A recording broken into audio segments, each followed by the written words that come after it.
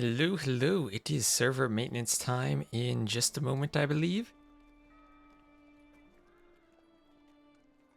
We've had quite a interesting discussion about factorials in the math chat. I'm actually kind of curious now when we had first seen them. I don't know if there's anyone else. There's one person in my middle school who might be able to answer that question if I asked them. High school's a different story. I'm genuinely curious about that now.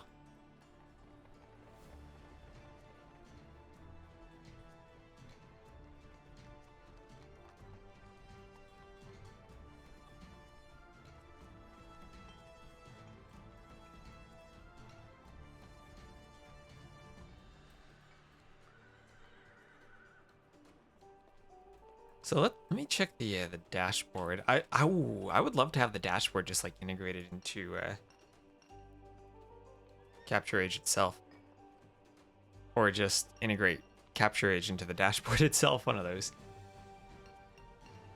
Anyway, the Viper is queuing, so if he is gonna have a live game, maybe we'll cast that first.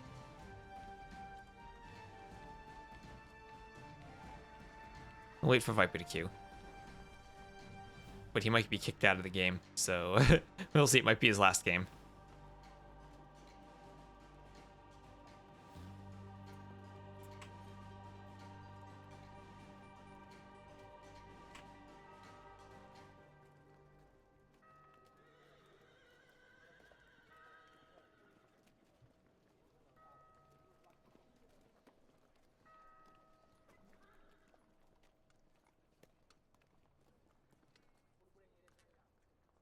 And also thank you, Rainstorm4759, the other day for the follow.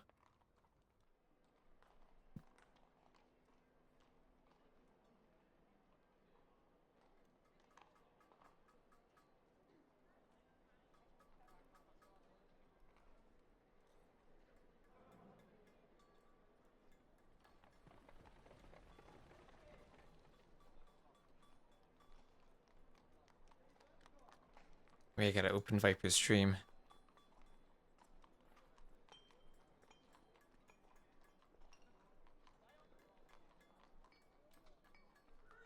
Facebook. Oh, at slash gaming. There's a slash in the URL.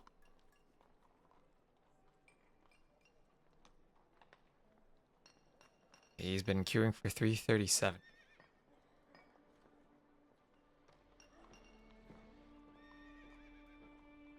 Oh gosh, Facebook. Oh, hello, Enderpig. So Viper is queuing right now. If he finds a game, I'll cast him.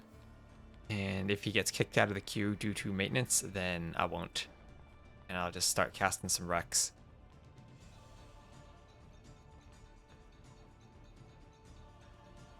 Dashboard no longer says he's queuing. It says Dogao and other people are queuing, so hopefully they are still queuing.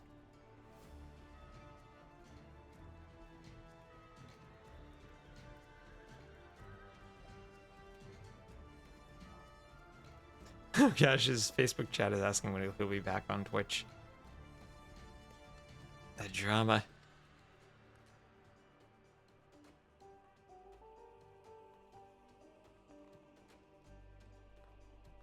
Hello, Rob Chang. It is the afternoon right now. Maybe it's morning for you. The Resurgence Grand Finals. That's a long time ago. It's blurry. Oh, potential spoiler. Oh, news post spoilers. Not for Ornlu. It's the afternoon for Ornlu. Alright. Wonder how I get a news post here. Let me just unspoil all of them. Ha ha ha. Just to have something to click on. Oh, does it? If I scroll, does it now hide them again? Oh no, it doesn't. Good. Boom, boom, boom, click. Yes. Haven't heard him and he wanted to stream 5 hours ago. Ooh, okay. Oh, looks like Viper's not going to get a match. There is some text saying 2 error messages at once that he can't queue due to matchmaking.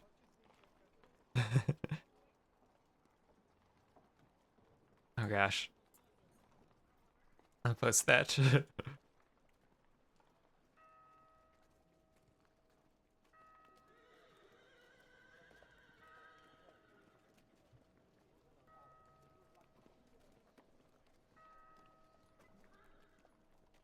Alright, so I guess we're not going to cast the Viper.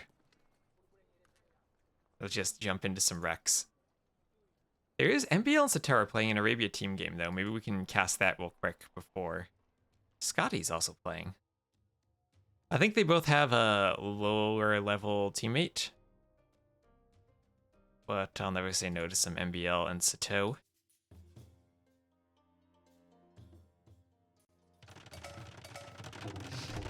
Alright. So one of these players over here is Sato. I don't know who. MBL's saying P5. Why is there a, like... What is that icon? Capture age, tell me. When is shutdown? I think it officially stops at 5, but they stopped matchmaking an hour earlier at 4, so Viper just missed out.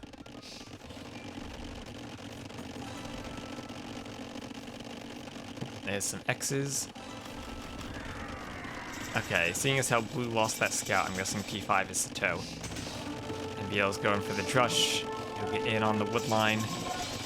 Oh, I know he won't. Get some walls up.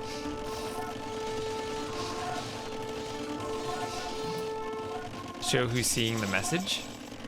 Ah, okay. We have all 4 colors if it started with a star. So this one has a star. Advance to the feudal age. Okay. So now Dragon is going to suffer from the pressure from who is probably Sato.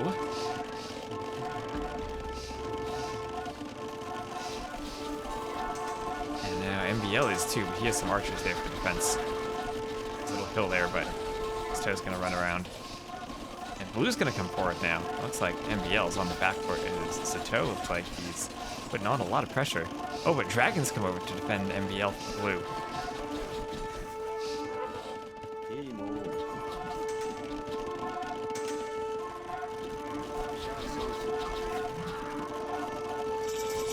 Now players up to castle.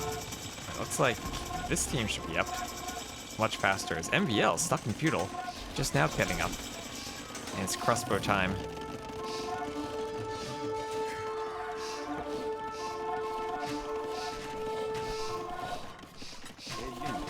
Lots of crossbow time here. We're still not caught up. I guess this game's going on for a while. Knights getting in. Not really enough of them to threaten, though. Crossbows can clean them up. And now it's Sato's turn to be punished. He went for the TCs instead of some army. Ooh, also went for the Cav Archer switch. That's going to delay his power a bit. Needs his teammate to come over and help. And we're going to have a huge battle here. And it looks like the Cav Archers will be enough to keep this away, but he's going to lose a lot of Cav Archers. So, pretty good fight for them. The scorers are flipping back and forth rapidly. And oh, look at these walls here. These beautiful, beautiful D-style walls.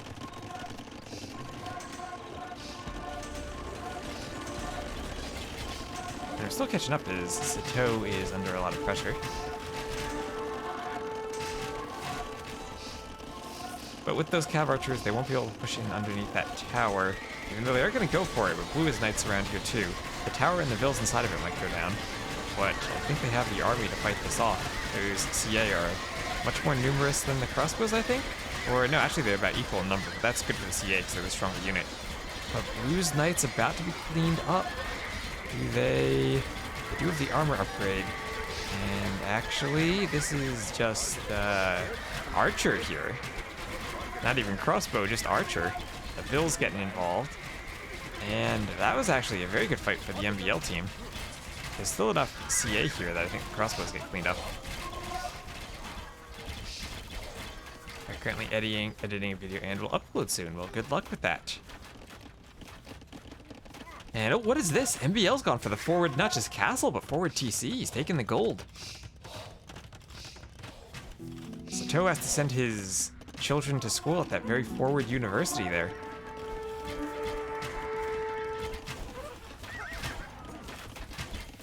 And Now here come the Rattan Archers. Those will definitely do well against the Cav Archers. But the players have their teammate. I think we're actually at normal time now. It's the classic MVL move. The teammates' scores are much better for blue than for yellow. Yellow, as the Teutons, has kind of gone into these 2 TC approach, whereas blue has gone into these... Oh, wait. Into this 3 TC approach. It has the Celts. Ooh. Celts. I mean, they can go Paladins. They can go Siege. They can go Hald, and they can go Woad Raider. I always love seeing some good old Celt Paladins.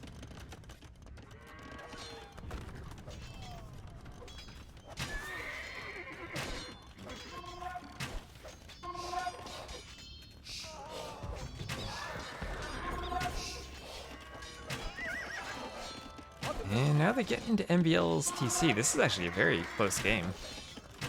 MBL's going to try to come over to Blue's base. Satow being the Mongols, though, if he gets up, he can do something, but he needs to get up. Problem is, they really need their castles for their Mangudai, but if he's this far back, if he's going to be late to Imp, he's not going to be able to get the castle up without it being trebbed. But that being said, MBL has a big score lead, but doesn't really have a Vil lead. That's all from the KD. And his crossbows should be cleaned up fairly soon. Problem is, even that many CA, the 6 Pierce Armor on the Rattans will only be doing 2 damage per arrow. And even in this fight, MBL's army will take a bit of time to clean up. We see as the knights struggle to pathfind to the crossbows. And oh, another castle from MBL. What is he doing there?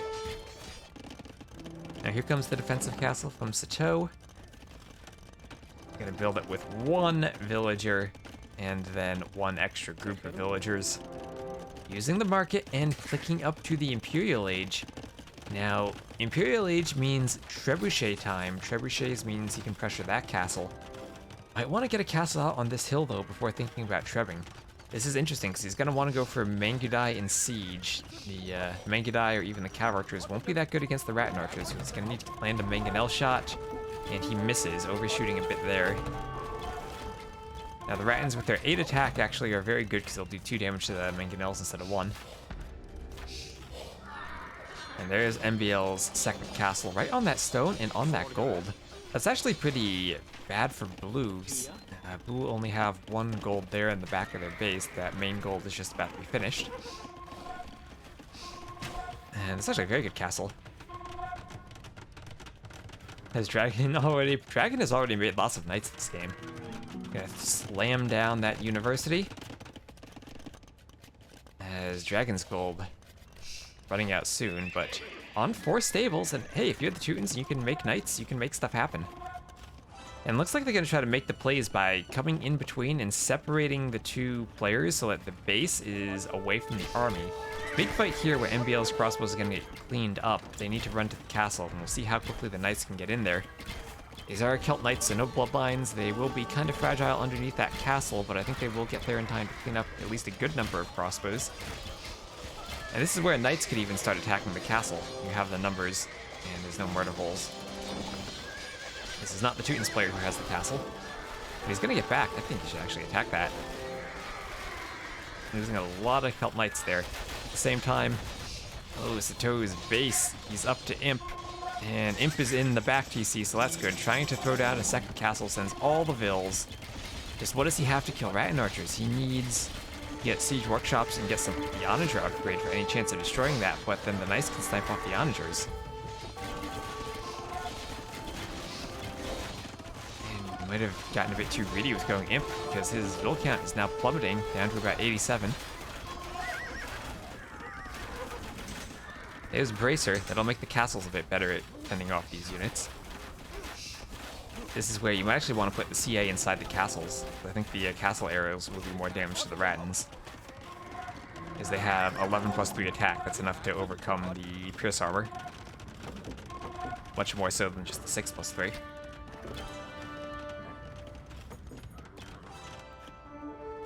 And up here, it looks like we're going to have 2 players sharing a stone mine as, oh, it is MBL's turn to get raided. As Satow gets these Cav Archers into his base. No husbandry yet, that's important for Cav Archers. especially if they need to run away from crossbows. He's just finding a spot where he can hit, but there are TCs all over this base. There is more TCs than there are wood lines. MBL can just take these forward woods under his castles and under that TC. Oh, but they're going to call the GG. All right, MBL's team's going to win. I guess Sato feels like his base is just too destroyed and that he won't be able to do anything with the cav archers. I mean, he's going to destroy yellow. But MBL has a strong position on this map, and he is on his way up to Imp.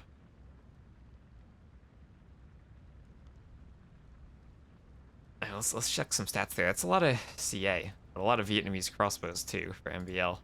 Look at that, KD 217.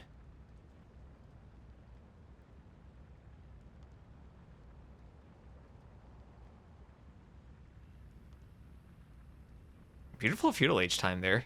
826. That's always fun.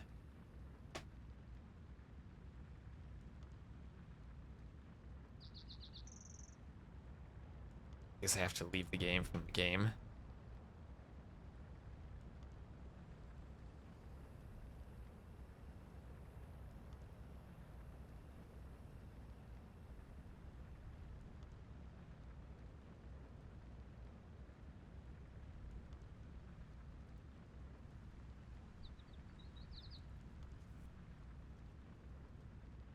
Alright, so let's see, is there anyone else to spectate right now?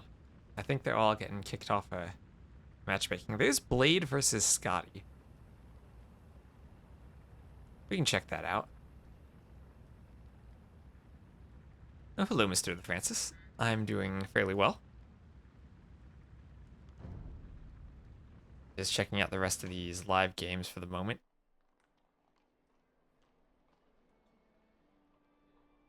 I have too many windows open at once.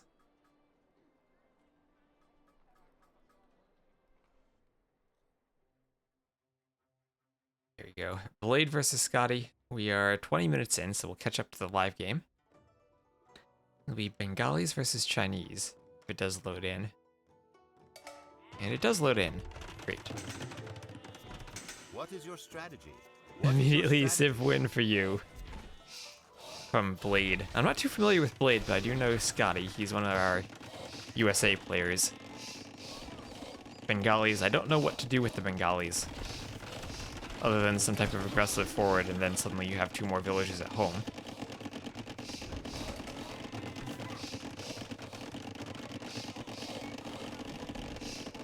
Does have an area to wall off across in front of the gold and down around this wood line. The top will be more open, but eventually wallable. Yeah, yep, and that's what we're going to see. We're going to see the forward with the Bengali Hills. And the militia. Scout picks the scout, that's good. Right, here comes the tower right on the gold line to be countered by a counter tower. Something tells me that one's not going to stay up too long, because nothing to protect it from Vill's going to knock it down. Men-at-Arms had been away from the tower, pressuring the berries. Always difficult if you're going to split your Men-at-Arms up from your tower, and you don't get the tower walled in.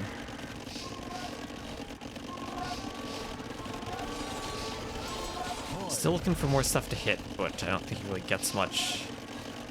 Actually, there were 4 villagers killed there, so I guess the Men-at-Arms trust did pay off. Look at these. Oh, I was thinking he could wall all the way back here, but no, he's just doing a nice and compact wall right to his TC. And he'll pay for that as a couple of his villas get picked off by those archers. But he is up to the castle age very quickly. It'll be 20-something minutes. This woodline is vulnerable. He's doing crossbow. And there's crossbow picking off some skirms. I think we're just about caught up. I don't know if the dashboard shows the elapsed time in real time or game time. They were here for 20 minutes. If they're, that might mean we're here for another 10 minutes before we catch up.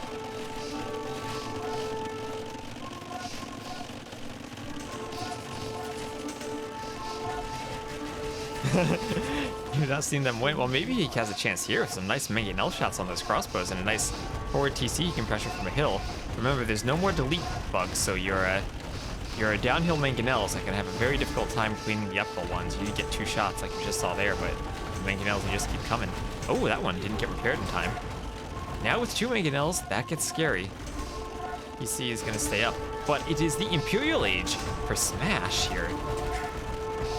As he's just trying to smash this TC to the ground.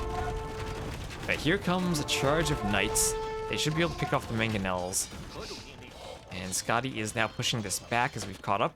But as he's pushing it back, we see Smash lost some of his momentum as he tried to click up to Imp.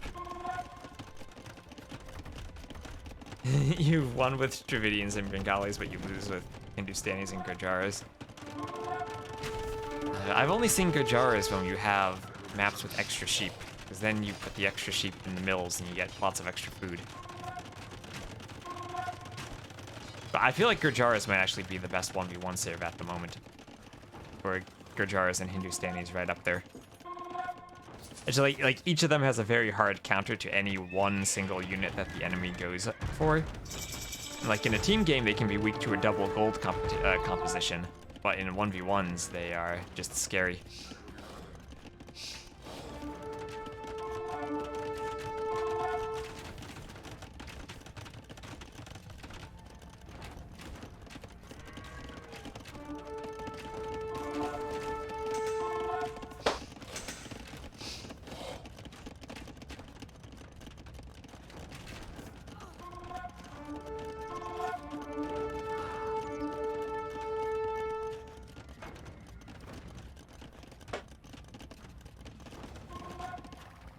Anyway, we have these knights running around in the back, but Arbalest's already here for Smash.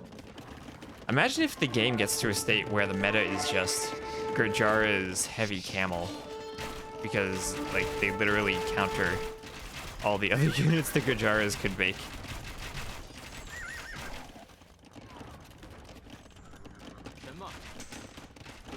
Got some crossbows poking about on this hill out here, and Castle going up with Scotty.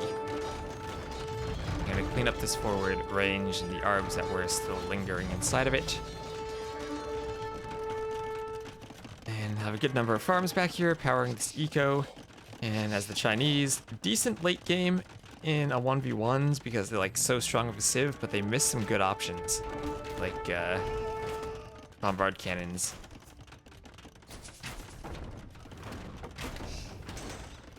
And nowadays they don't even have redemption on their monks even though they get block printing.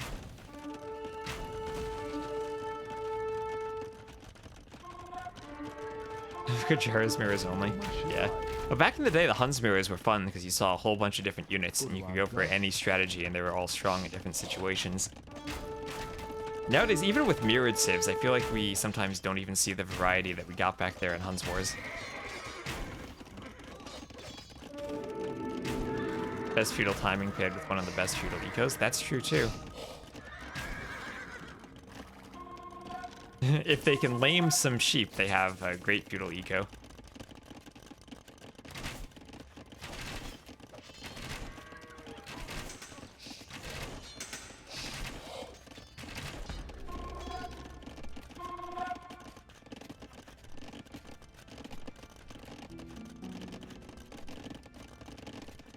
You know, it's always good to think if you're making a civ, is it fun to play a mirror matchup? Because sometimes they're fun and sometimes they're not. And if you get a fun mirror matchup, then you've probably got a fun civ.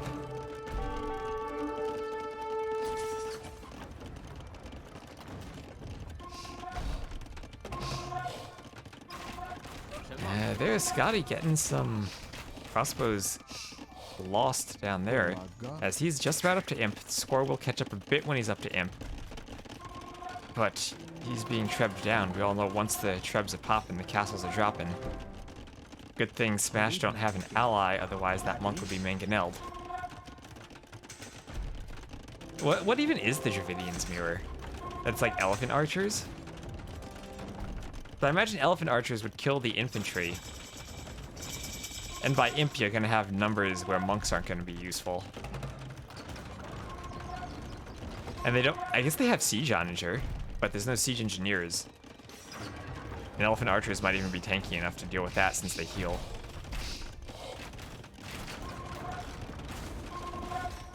I guess it's, what, then you add in skirms to deal with the elephant archers?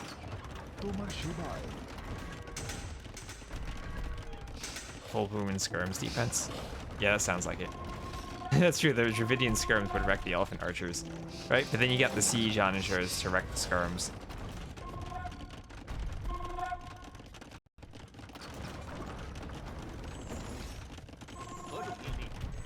Arumi versus Skirms? Well, if you go for the Arumi, that's where I'm thinking the Elephant Archers come in, because I think they destroy everything that's not Skirm and Siege Onager. Anyway, 2 castles here, but the two trebs here, but the castle does have a hill advantage, so with a few vills he can keep it up. That 3rd treb will cause some trouble though. You need a good like 20 or so vills to repair from that. Hello, Huns Forever. Oh, we were just talking about Huns mirrors.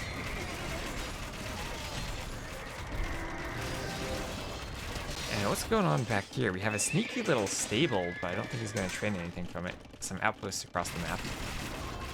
As Scotty is trying to defend, he needs to buy stone lest his castle gets smashed. And down it goes. And pure Skirm not even winning against Arbs. There's too many Arbs here. What's that? We get 45 Arbs and only 11 Skirms and 11 Arbs.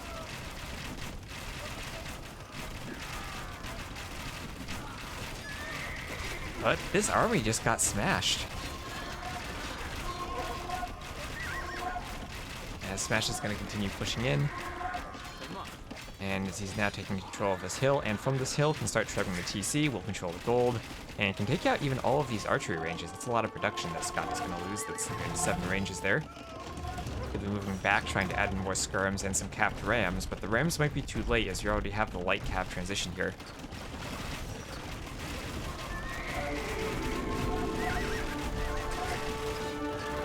Haven't seen these users. Oh, I don't know who Smash is, but I know Scotty is a USA player.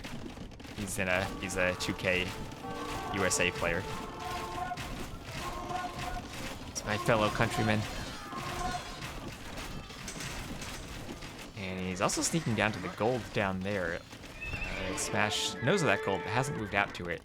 It's some map awareness for him. Might want to think about controlling that. Also have a castle up here near that gold. And a relic that, oh, he tried to make a monastery, but it didn't work. But the villager killed the other monk that was going for it. But it's now time for the eco to get raided. A few rams out, but as I was saying, the light cavalry there all ready to deal with the rams before they can meet shield on the arbalests.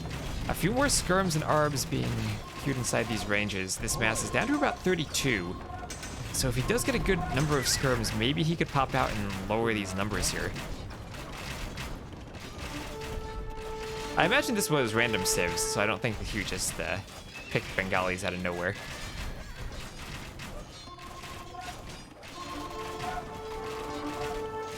But, I mean, there's Civ that has Arbalest. As long as you have crossbow Arbalest, you can play Age of Empires. Is Scotty second best USA player? I think a lot of that depends on who's active and who's playing. Like, if the Irish brothers are playing and considered USA players, they're probably like potentially 1 and 2. But I don't know what shape they're in. Other than that, it's like, what shape is Spring in? And then I think Daniel's probably the clear number 1 at this point. And Scotty and T90, I don't actually know. Can I still see the chat? Is it GG? I feel like the chat was going on still.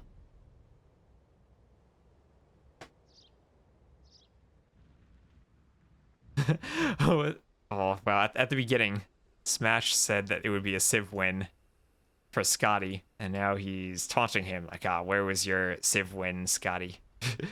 You're rusty. But yeah, nice use of the Bengalis going for that early forward and getting some vill kills. 933, great uptime for the Chinese, though. I have to say, Scotty must be prepared for that build.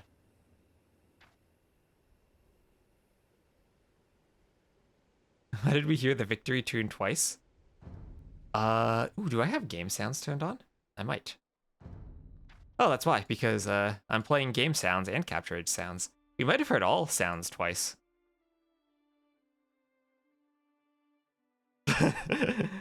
It might have not just been the victory sound.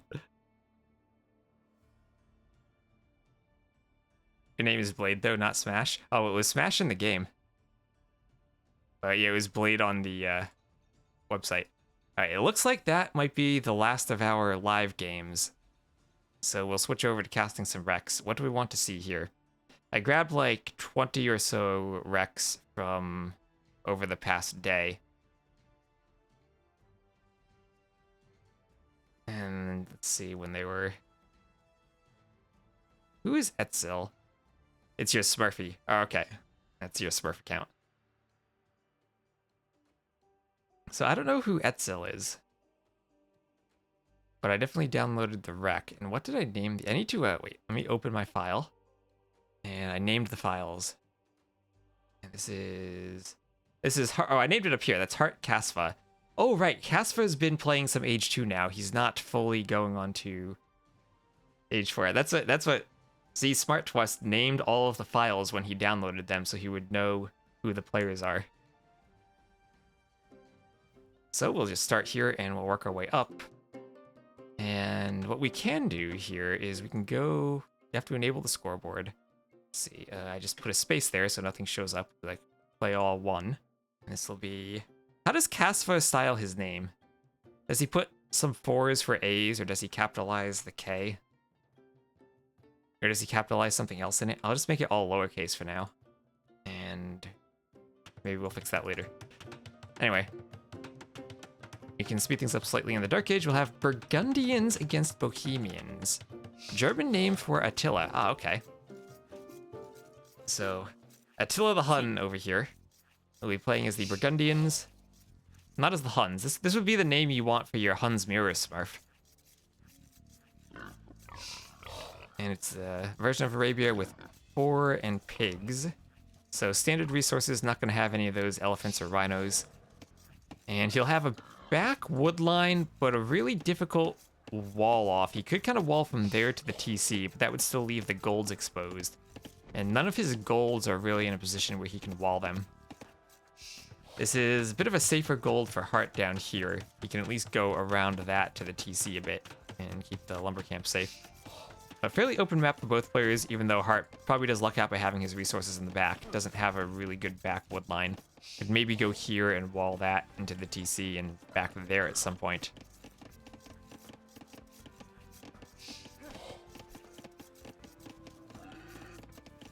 Anyway, he'll be pushing in a deer as well. Always love it when those deer behave. And I guess we want to keep an eye on... Let's see, we have the wood upgrade right now for Casfa. And we'll see how quickly he goes up. Those wood upgrades, remember, they are cheaper, so you can squeeze them in a bit more easily than normal, even if you don't do them early like he did. He shoots the boar with the TC and does so successfully. I've been practicing that, and as long as you... I was scared at first when I saw King of the Desert, when I saw Tato, Leary, Yo, and Hera all mess it up and kill the boar with the TC. But after a bit of practice, you realize the situations where you kill the boar with the TC and you can plan around them. So now I'm thinking that it's actually the ideal way to kill the boar. Anyway, we're going to have a Drush down here from Hart. Looks like a good old new meta 2 militia Drush. We're losing some HP on the scout. That's not good, though.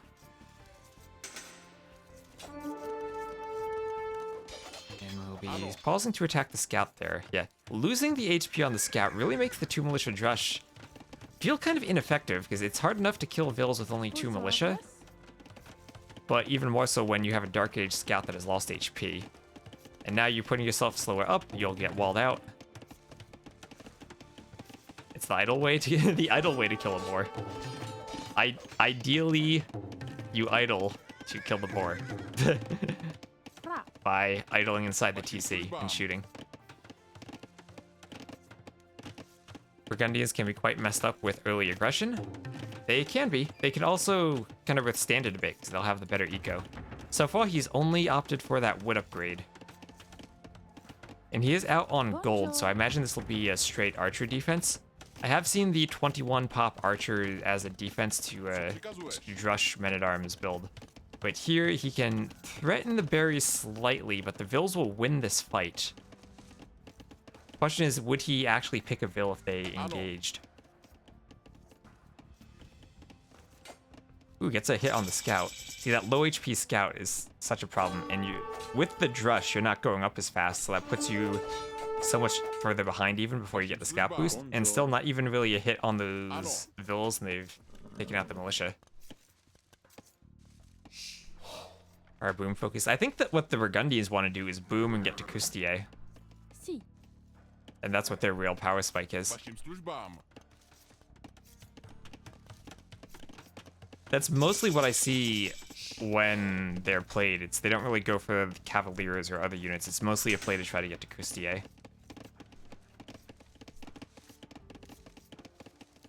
They're a very strong unit if you can like take engagements near your castles. You run out, you take a fight, use your charge bonus, then you run back in and heal. Bohemians do have good halbs, but the halbs need to live if they're gonna kill anything. Anyway, we have low HP scout for Kasva, still doing some scouting. Good for him not losing that. But these militia have been just toying around these villas, occasionally causing some idle time. It's annoying, but if you deal with it properly, it's not too big of an issue anymore. The bigger issue would be, oh, here comes the spear. Would be if some archers were to come in and the base were kept open by the militia. But it's pretty open anyway. And I like the pure archery range play here, archer and skirm.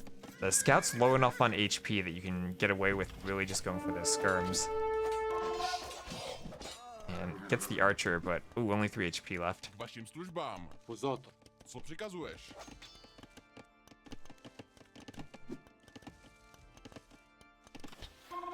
The angry militia. That is definitely a power spike. You are right there. Вашим службам. Что приказуешь? The Ragnarok Flemish Revolution. In Age of Empires 1, there was actually a technology you could research that it didn't turn your vills into military units, but it made them significantly stronger, kind of like Supremacy. But as a trade-off, it made them worse at collecting resources.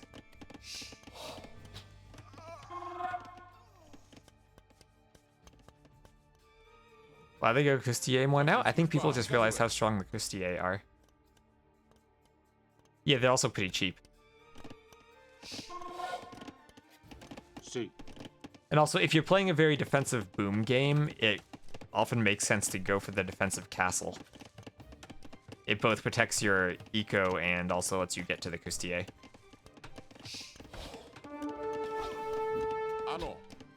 They can't afford Paladin, but I think they normally prefer going for the Custier. You do have that interesting power spike where they get the early Paladin upgrade, but it's not really a good Paladin without bloodlines. And Heart's losing some archers here. Kasva is showing off what he can do in a game with his unit micro. Oh, look at that sidestep though. In Age 4, that would be dead. And sacrifice conversions? Yeah, that was the other tech in Age 1. You could, if you deleted a priest while it was converting, you would instantly get a conversion. Yeah, exactly. It's just, you need to read the situation for it. But the situation is probably one where somehow you're going Cavaliers and get a Paladin power spike. And I haven't really seen it used too much just due to the dominance of the Custier. Anyway, we'll have stable transition here from Hart. Doesn't look like he's up yet. We'll see if he adds in some scouts or tries to click up first.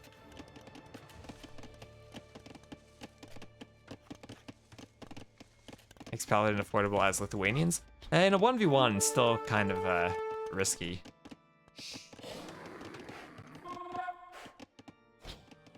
I feel like the real power of the Lithuanian relics comes from their late Castle Age, if they can get knights with +4 attack. And there's nothing that can really stop that in the Castle Age.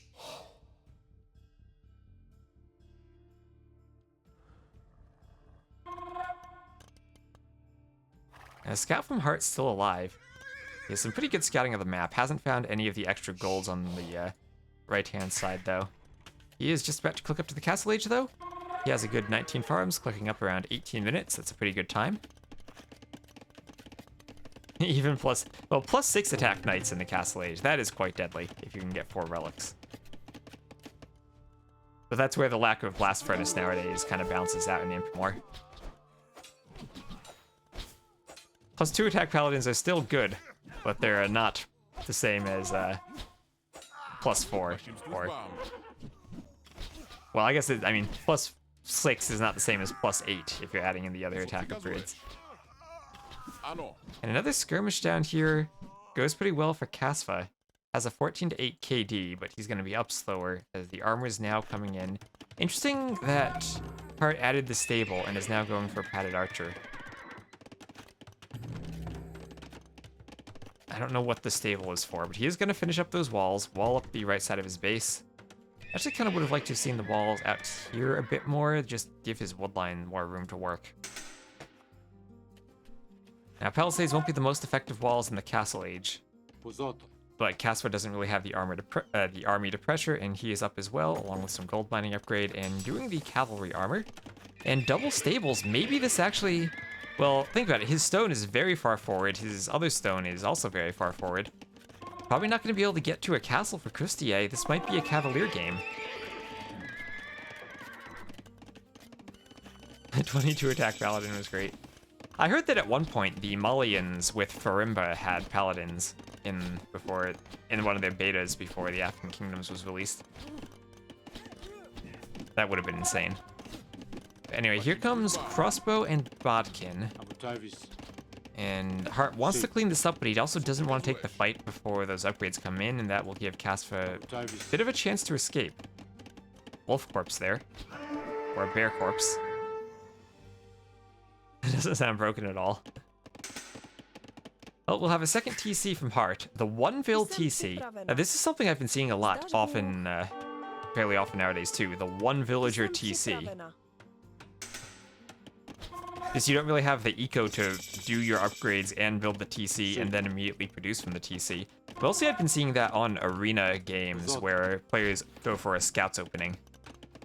And they can't afford to add in the extra Vil production right away. If they build the second TC, so they just throw it up with one Vil and do the light cav upgrade. But I've started seeing it slip into other game modes as now. But as I say that, he now sends another 8 Vils over to build it. So what do I know? Ano. He's gonna be picking up the relics though. And actually, if you're playing as Bohemians, I always forget that Fervor and Sanctity for faster moving Vils and more HP on your Vils. Oh, they affect not just your monks, but also your Vils.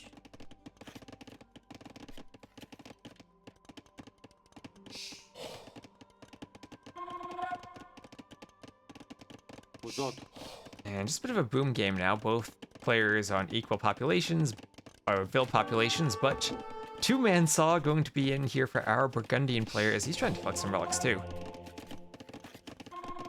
HP regen is something you need to be careful with on cav units. Why don't you just give it to elephant units? I'm sure that wouldn't be broken. Ano. Co przykazujesz? I like how the walls have evolved over time.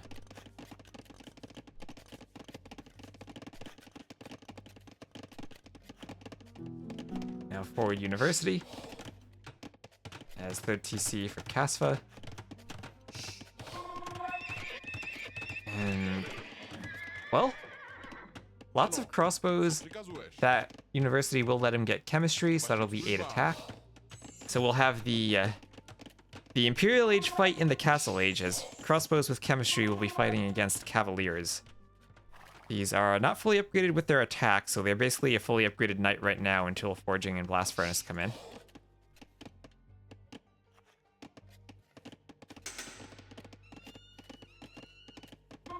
Any chance I can cast some RMS Cup 2 quality games that don't get streams? Suppose I probably can.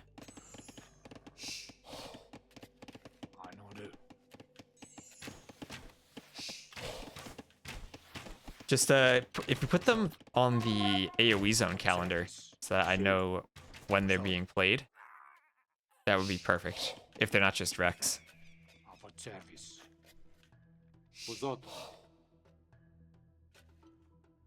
Ano. So 30C now for Hart. Has Workshop coming up for Kasva. And third stable. I don't really see Imperial Age resources anytime soon for him, so he might just be switching into a full-on Pump Knights in the Castle Age strategy. Would need to see a blacksmith from that. Let's speed things up a bit until we get an engagement here. There's chemistry about to finish. We'll have 3 monks and a good 25 crossbows. Although the crossbows are leaving their monks.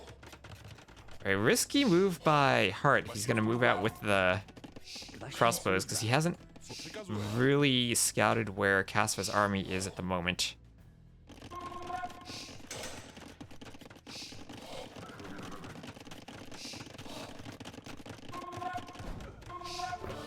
Vašim službám.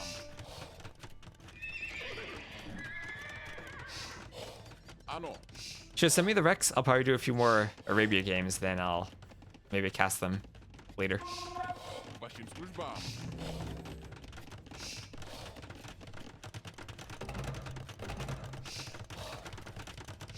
And now it's going to be our Cavalier fight, but the Cavaliers are bringing Mangonels with them. And also a few monks and a few light calves. So the light cav here are meant for sniping off these monks. There are 6 monks in the back there.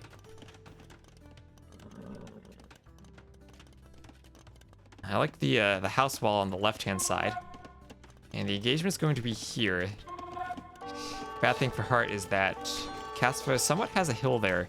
And he's going to need to be really careful around those Mangonels. But the crossbows will do a good job actually of killing the Mangonels in turn because they'll actually do 2 damage per arrow instead of 1. So if they can micro properly here, especially on a hill, the Mangonels will go down fairly quickly. You just need to get some good Mangonel shots. The monks want to get the conversions. They get 1, 2... Now they'll be fighting under the TC. But the converted Cavaliers can kill the Mangonels, but the Mangonels looks like they just missed there. And I think this will be an okay fight for Hart. He's trying to get the crossbows into a narrow choke point where the other army can't pathfind. And so Mangonels and monks both go down, but the Cavaliers and the crossbows both are still alive. Not much more damage the Cavaliers can do though. And there is the castle from Hart, so this will be protected. And still fairly even on the score, so both players losing some units, but the aggression not really doing too much damage there. Build counts starting to pull ahead for Casva. He's added in that 4th TC. And nope, that Mangonel not getting a hit there. And he'll split and get the Mangonel.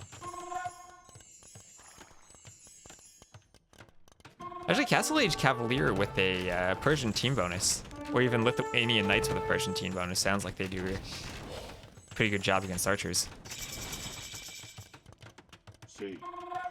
Hart up to Imp, and Casva has the resources to click Imp right now.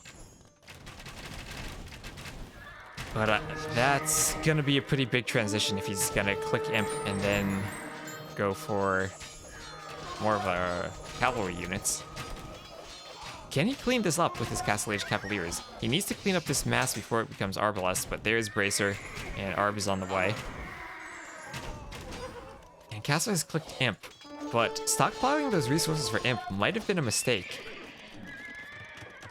Maybe if he had been able to flood some more Cavaliers as this push was going on, when he wasn't quite being successful, or even if he had done the attack upgrades on the Cavaliers. Right, because that was basically a fully upgraded Knight push, not really a Cavalier push, without the attack upgrades. And he does have the defensive castle. Forward-ish castle from Hart. But by the time that goes up, I don't think we'll really get too much in the way of forward tread pressure. Only 2 minutes away, so Casva should be in an okay position to hold. The problem is just he doesn't want to lose that gold. Does he have other gold? He still has gold in the back of his base, and he still has a gold near his castle there. So he'll be okay even if he does get pushed off the main gold, but he'd certainly rather avoid that.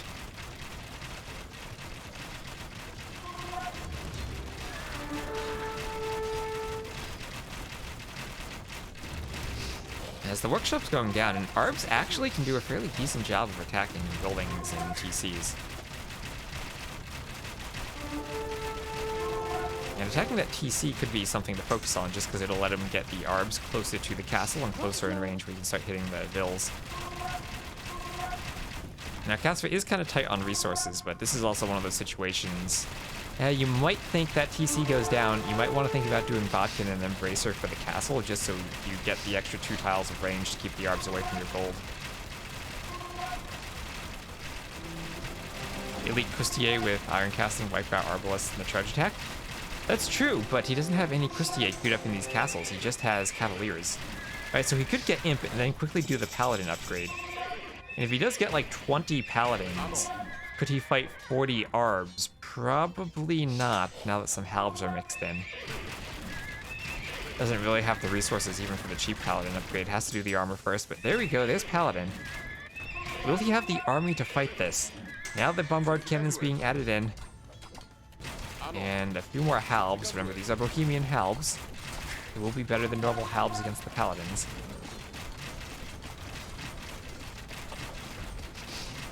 It's a snowball unit? Yeah, it does snowball, and that's part of why it's so effective, because you win one fight with them, and then you just run away, and then you win another fight later.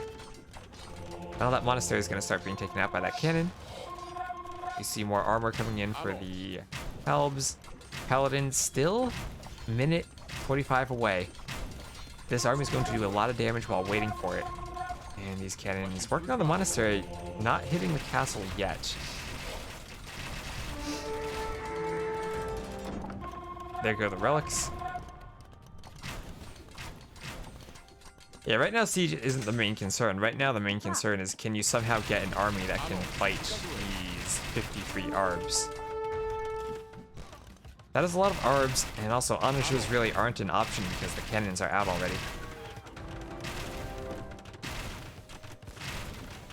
Now, has to repair that castle. That's going to idle the gold miners. And if that castle goes down, so does his access to gold. You see conscription coming in, and here come the Cavaliers. Paladin, at least it's not in that stable. Nope, didn't have +1 melee until Imp. Really needs to do that upgrade before he fights. Doesn't really have a way to sneak around and raid. Wants to go for that gold, but it's already covered by a castle that he'll discover now. And there really aren't places for him to raid. Nice quick walls there from Hart, keeping the wood line safe. Hart actually had not moved out to those extra resources, and he has the Halbs in position to chase. He's going to try to take this fight, and he can push the Arbs back. Actually will kill 4 bombard cannons here. So even if he doesn't manage to kill the Arbs, he will kill the siege. The Halbs had come back to chase the Paladin that were running around the base, but that means they're not forward to protect the Arbs. We'll see how well the Paladins can pathfind here. The Arbs can just keep running away. And I think they will get back to the safety of the castle. So nice cleanup there from Casva, killing the siege. And still has a number of Paladins alive, but he needs to disengage here. Those Arbs found a nice spot to stand in. And notably, he was repairing enough to save the castle. Indeed, castle saved.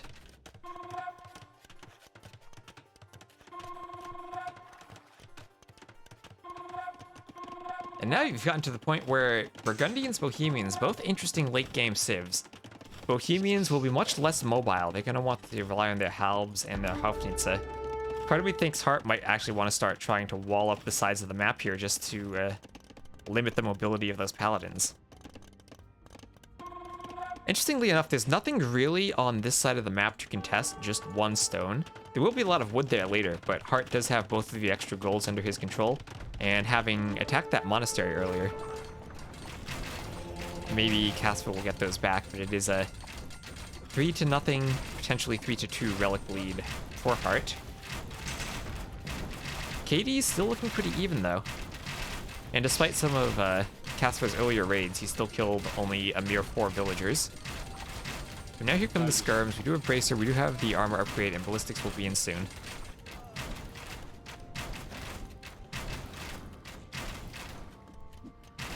Oh, but there it is. Hart has pressed his button. He has pressed his Haufnitze technology button.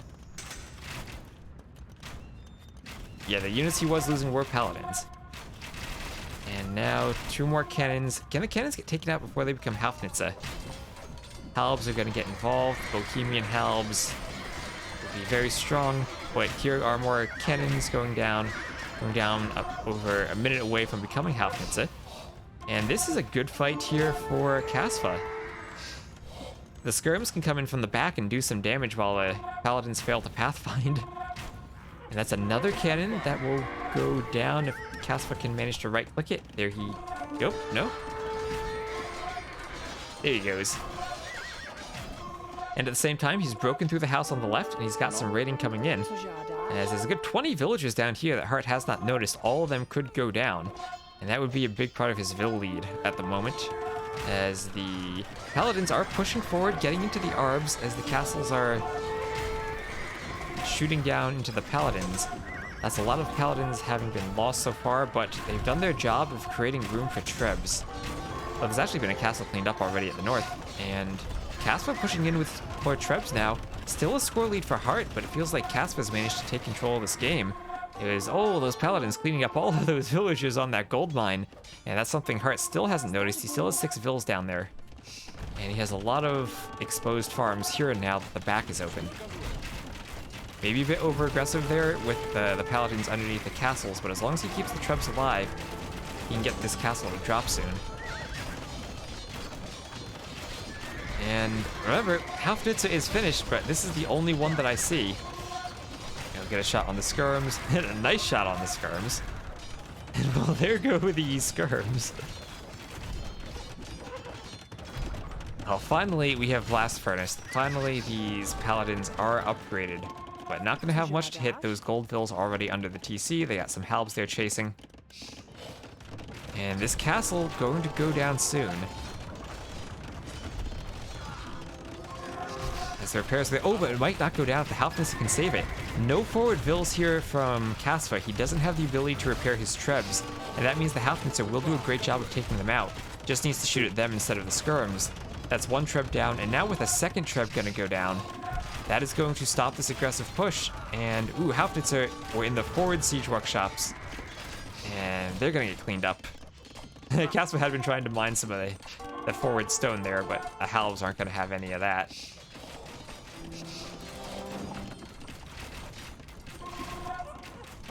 And despite this heavy pressure, Hart still over 100 vills, still managing to hold. Had to garrison that TC to kill that Paladin, but now has the halbs out in the back. We'll need to notice this hole and get that re-walled. Potentially even try to come out further to secure a bit more wood for himself. Does have a nice wood in the back, though. And Caspa's just gonna hide that one Paladin back there in case more vills can be found later. Looks like these vills might come around and find the hole.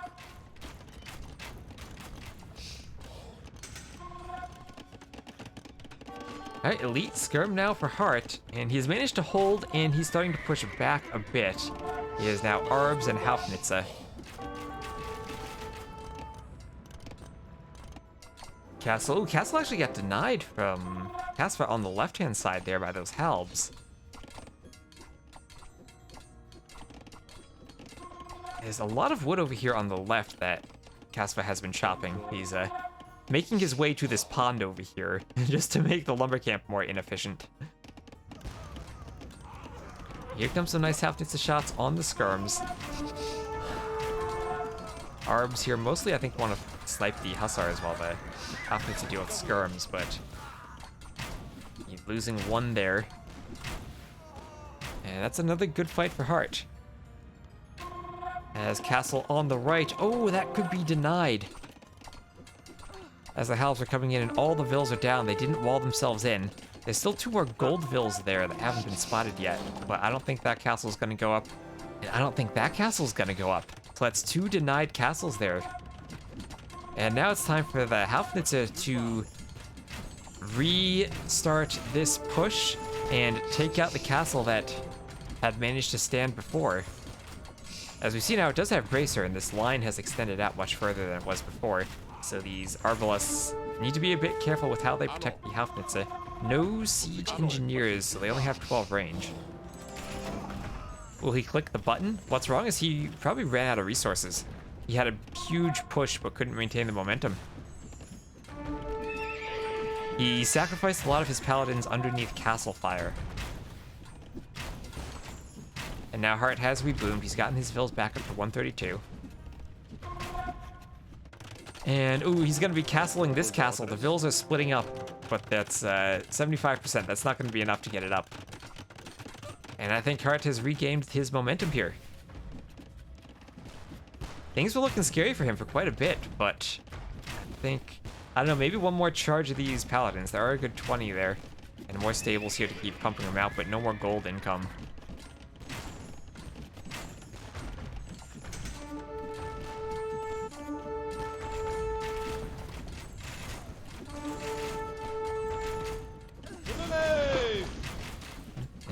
hello, Mish. Thank you for the sub.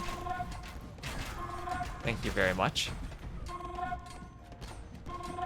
So we're gonna have one more charge of these paladins, and Hussars in. They want to snipe off the Halfnitze, but the Arb should get some good shots on them while they're doing it. And that's gonna be another round of cannons going down. Heart's lost a lot of siege, but he still has one left as the Halbs are making a nice defensive line there. But it gets picked off, but at the cost of about 20 or so paladins, so that's very costly for both players. Finally, now it's two-man Saw, and Casper trying to retake some more relics.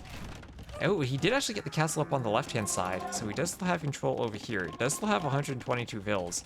Somehow needs to get his population back up to 200, though. Will a real T-West please stand up? No, none of those fake T-Wests here. I did once find another player named T-West on HD, and I joined his game. But that was a long time ago now.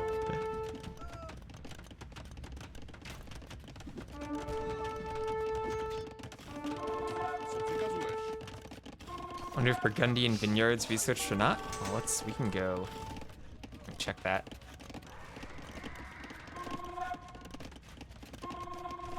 It is not researched, so no Burgundian Vineyards.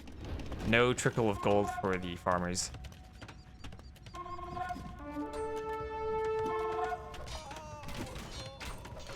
Yeah, no real gold income.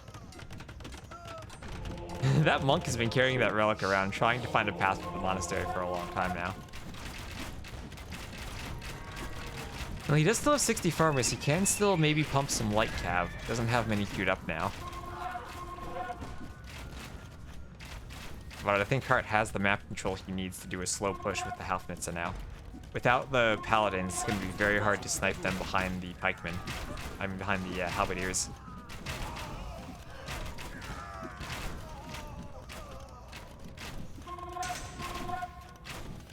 It's one of those things like crop rotation. You gotta make a decision early on if the game's going to last for a long time, or if it's gonna be over quickly.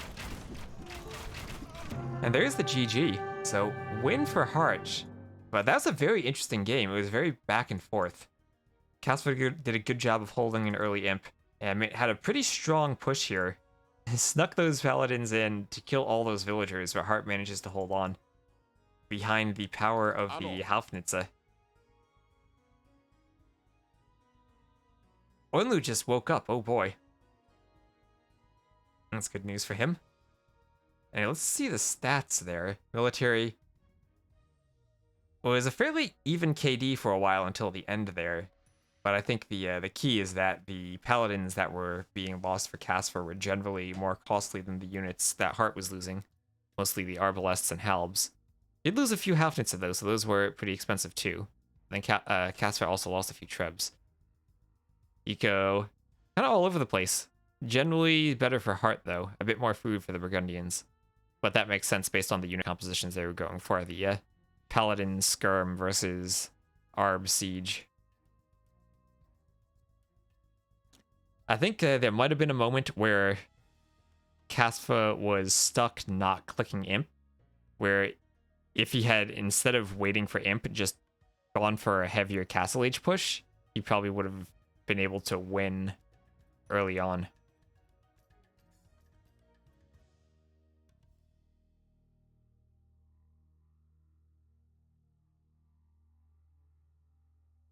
Anyway, that was a great game.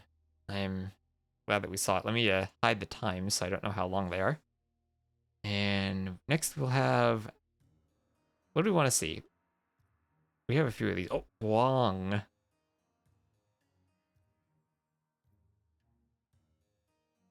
Nilly. Nilly versus Arg. I don't know who Arg is. Sparls. We have Nika Veles. Franks. Ooh, Franks and Mayans. I'm kind of interested to see that.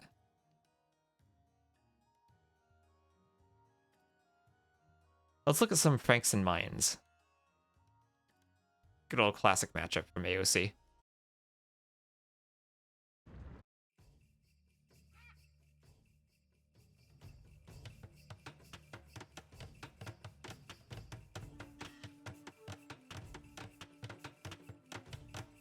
So Nikov will be in the north as the Mayans, starting out with that loom.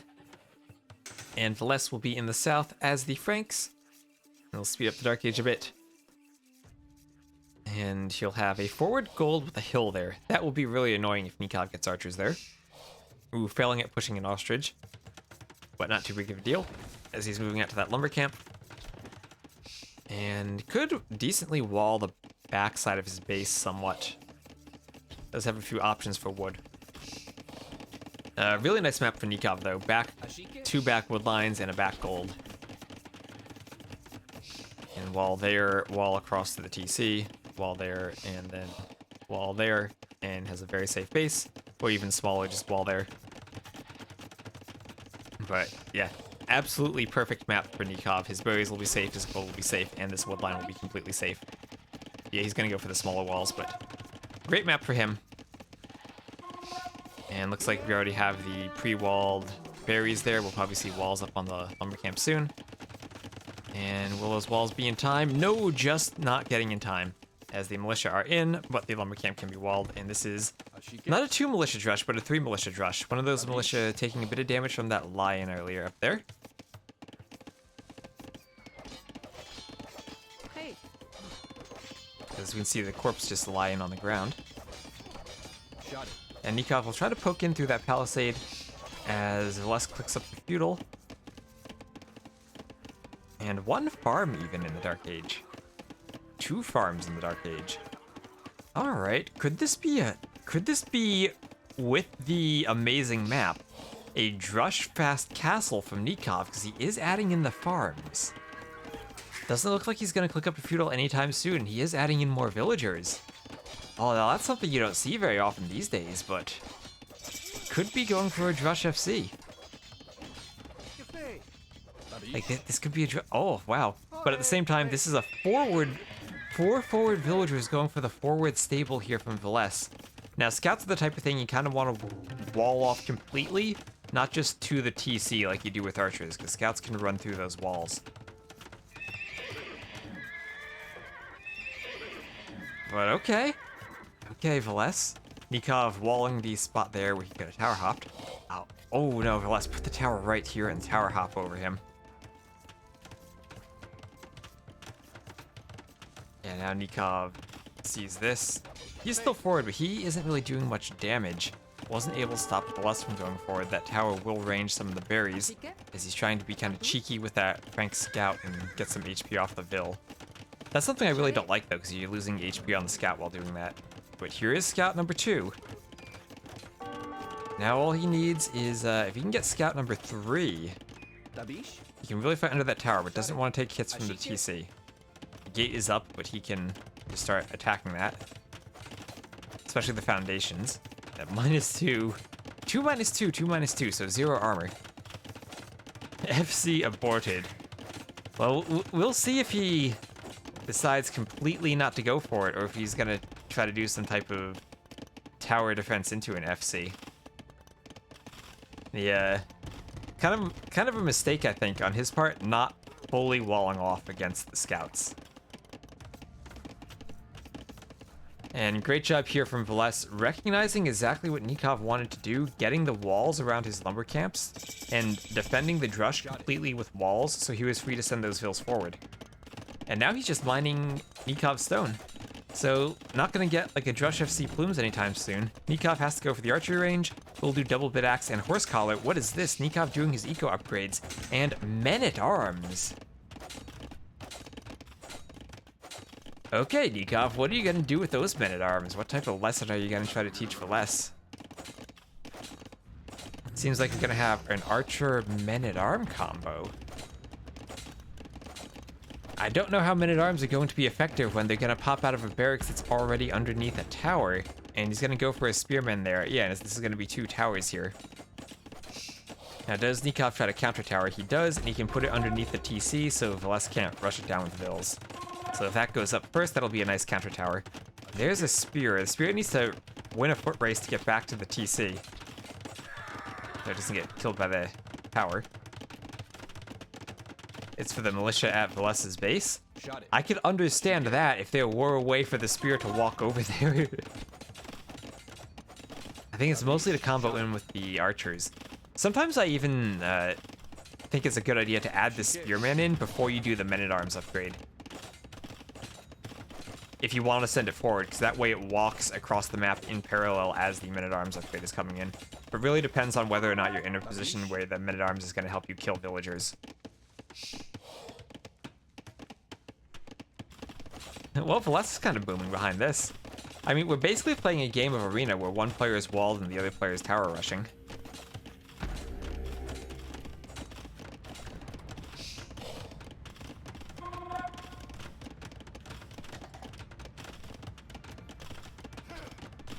And the scouts are running in. Nice gate, but there was a hole.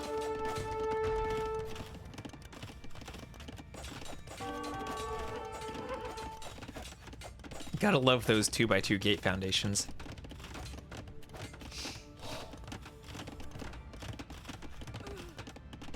And well, despite all this pressure, Nikov only down by 2 vills and still does have the score lead. As now the spearmen and the archers have caught up with the drush. And now that he has archers with the drush, it's time to do a lot of damage. But it's maybe too late because Veles has some skirmishers. As long as he has the skirmishers, he can fight this army. So the key to the men-at-arms here is that they're going to push the skirmishers and keep the skirmishers away from the archers while the archers can attack vills. And yeah, here we are.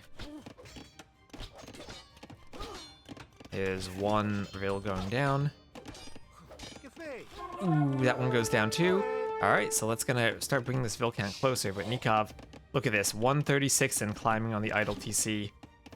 And only for, it was only 2 seconds right before I started looking at it for Veles there. He's leveled it at now at 11. Yeah, and now this is how it works. The men-at-arms push the skirmishers back, and the archers try to get to the wood line. This is messy, as the vills here, are any vills gonna go down to the TC fire? That one's close, but she gets away, back out to that stone. And this tower, it looks like Nikov is going to win the tower fight?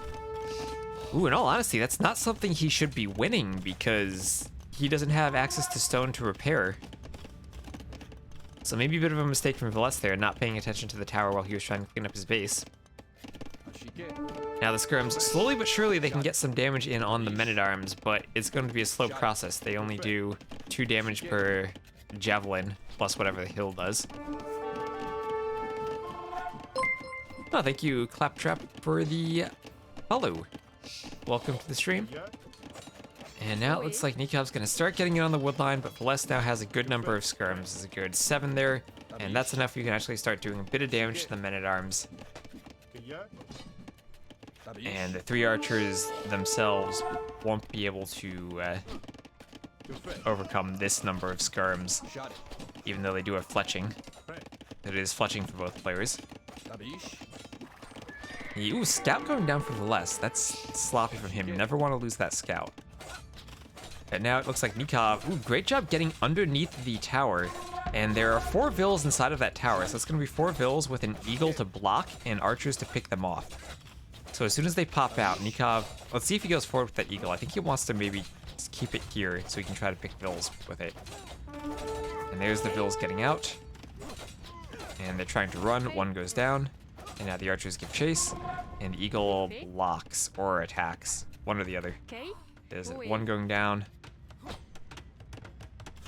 3 going down, and just 1 more that'll go down fairly soon.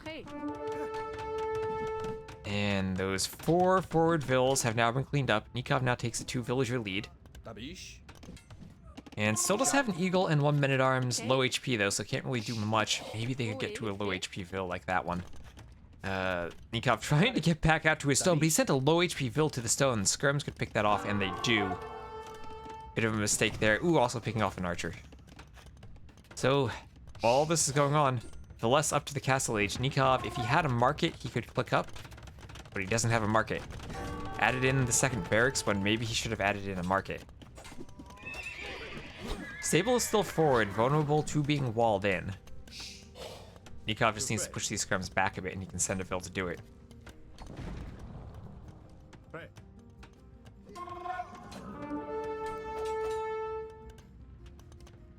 Chiquet.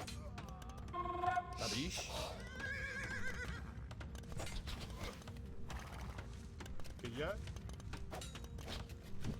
Shot it. Scout goes down, but that's still a lot of skirms. Interesting mixture of the scouts do beat the eagles here, but now Castle Age coming in for Nikov, but only after Veles has already gotten there. That Vil lead will evaporate as Nikov is advancing, and he needs a couple of eagles. The bigger problem, though, is Nikov needs to get this walled so that the knights don't get into his base, and that's exactly what he's doing, spamming out the houses, trying to get walled as much as he can. There's a one-tile gap there. Nikov, there is a one-tile gap there, and the skirms are being annoying. If a knight gets in through there, and ooh, he's just not gonna get the wall. He's trying everything he can to get it walled, but no, the knights are in. Big mistake there from Nikov. And the knights are in, and there's the GG. So very, very greedy play from Nikov, trying to go for the Drush FC. Veles does a great job of recognizing it, defending with walls, and the walls completely defended the Drush, let him go forward and pressure Nikov. Nikov, I think the one thing he could have done there differently, even if he's going for the Drush FC, just make sure that he's completely walled all the way in front of the TC and not just to the TC, because that way the scouts don't run in. He played, that would have been fine against an archer forward, but not against the scouts.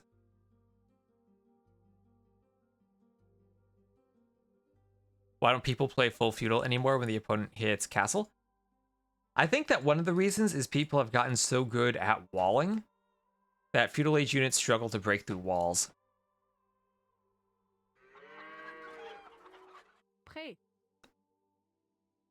Also, people hit castle much earlier now. Or at least recently with the sell stone at the market meta. Because if you look at that, that's what, 0 stone there? Do we see the market transitions? Less by... You didn't just put down a... Okay, I guess he just bought... He didn't sell stone, but he did buy food to go up. So players have gotten really good at using the market to go up faster. So it makes it, like, in an extended feudal war, where you have a large feudal army left over, then it can make sense to go for that full feudal play. But if you're both on, like, small army numbers, I mean, at this point, it's, what, 3 to 9 when the game ends, then you don't really have the momentum to go full feudal when 3 or 4 knights can clean your entire army. Versus Mines, yeah, that was a very well-played game. The scout's getting in early, though, as Nikov tried to make the transition to a feudal. Heard him. We've lost a lot of Vils in feudal. I think the key for why they lose Vils in feudal is part of, like, look at that feudal time, right? 916 for a forward when you're fully walled against the Drush. That's hard to pull off. Even though you might think, oh, it's simple, just wall your stuff ahead of time, but it's still not that easy.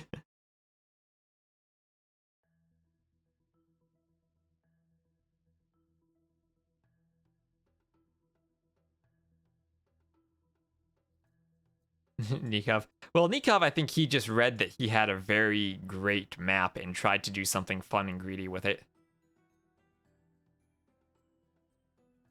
So I enjoyed that game. Let's what else do we have here?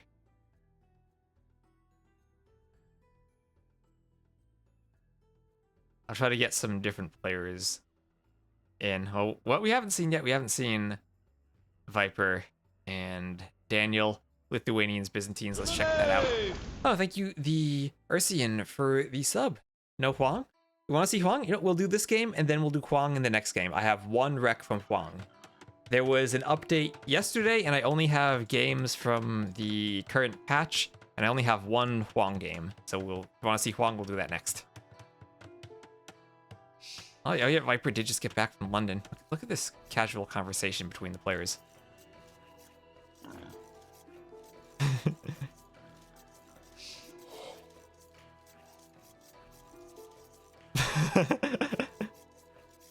No, it wasn't Huang and Slam, unfortunately. I think I did get a wreck from Slam, though. But not together. I always say GLHF. As long as I remember to. I miss the days when you could say it in the lobby before the game started.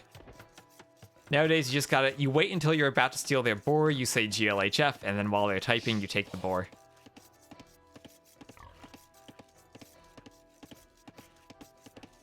Anyway, we'll have Daniel as my favorite save of the Byzantines in the blue to the east of the map against Viper in his yellow color as the Lithuanians. Apparently they had some lag in the game.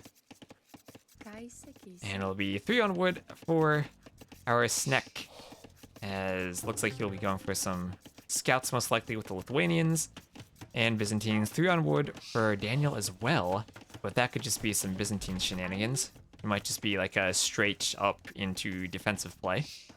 And based on those houses, looks like he's going to try to wall in front of that gold, maybe over to this wood line, and then could go to the edges of the map.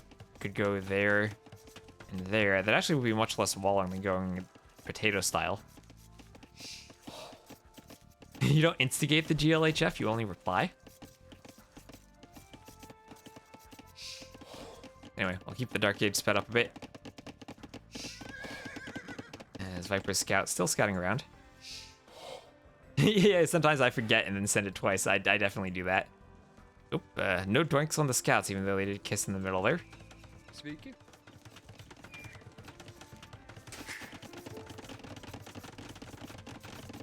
When did Viper start to wall? Yikes. Always have. No, that's a lie.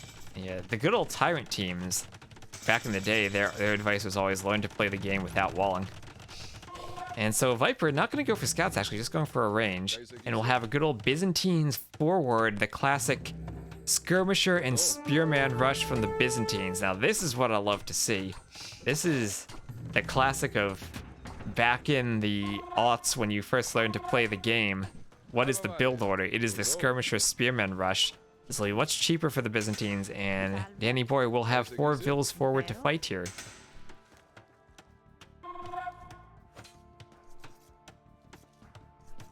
Your opponents need the luck to defeat you, and unfortunately, they're always lucky.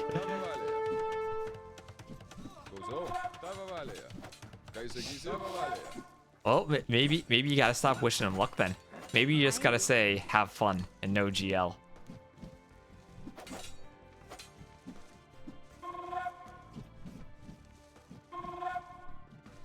And we're gonna have a Vill fight here. So this is, I've seen a lot of games from Lix, and I've seen him use his Vills quite a bit. Yeah.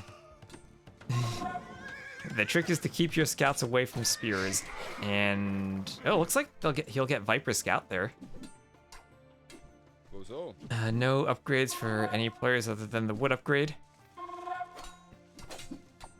Opponents have fun stealing your Elo. Oh no. Very small pond there. Zip, the other scout goes down now.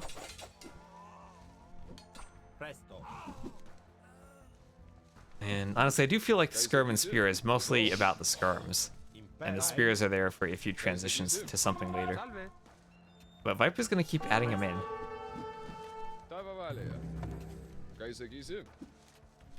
Now, I don't think the armor upgrade actually matters in the Skirm fight, but the fletching upgrade will matter for the range.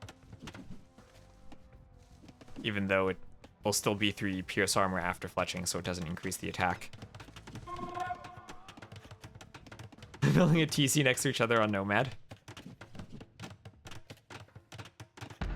Anyway, tower for Daniel, defensive tower from Viper. He does have the extra Vill there, so he might be able to win the construction war, even though Daniel got the head start. Sending some more Vills forward.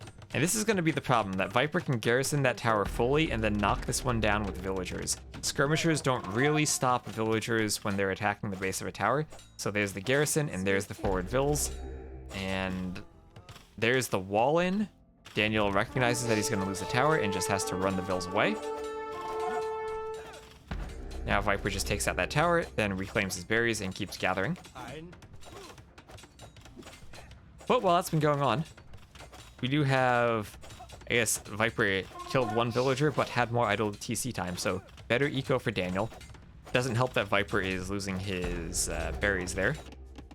Question is, how is Daniel going to defend at home now if the Viper somehow manages to come forward? As he is very well walled around the back of his base, he is doing that blacksmith, has a safe wood line, and still is contending with Daniel's villagers at the front.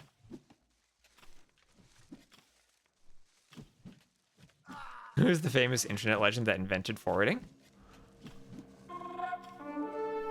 I don't know who invented it. I feel like that was probably like a thing from age 1 that got carried over to age 2.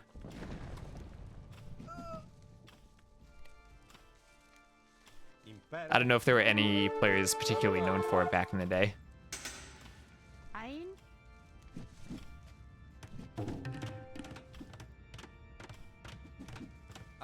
When I first started playing, the forward like this was a very common strategy.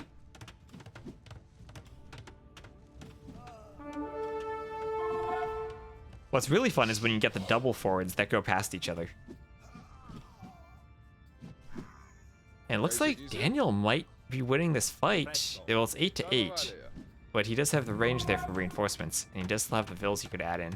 Viper is trying to use his CBA skills to micro one unit as a runner. You only heard about Grunt? Oh yeah, I remember the good old Hailing, Grunt, Doubt, Cab, Tyrant teams.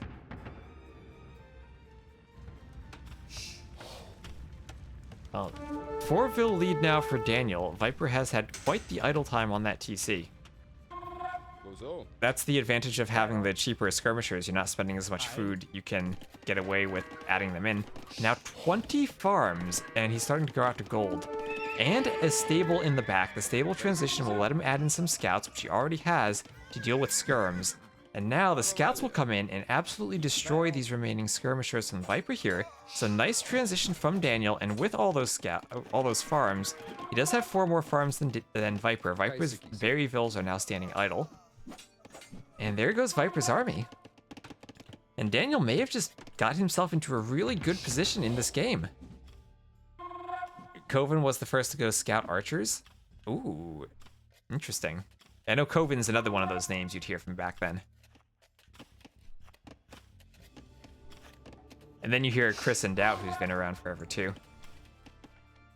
But now Viper adding in some extra spears to go with these skirms. Those scouts so threatening to the skirms. And so much more mobile than the spears. Viper heading out to gold as well, now doing wheelbarrow. And this is going to be a huge wall off for Daniel, who just needs to go to the edge of the map there, doesn't need to go all the way around the back. That would keep his gold much safer. This one's fine over here though. I can understand not wanting to go all the way out there.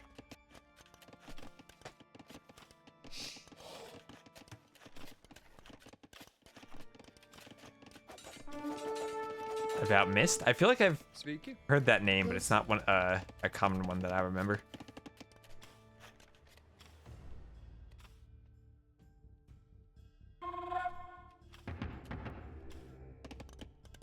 And okay, Daniel's going for the gate.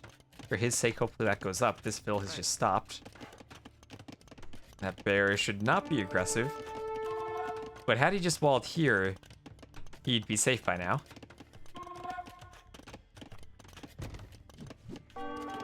And that Vill... The problem with not finishing the gate is that it's going to have 2-2 for a total of 0 pierce armor.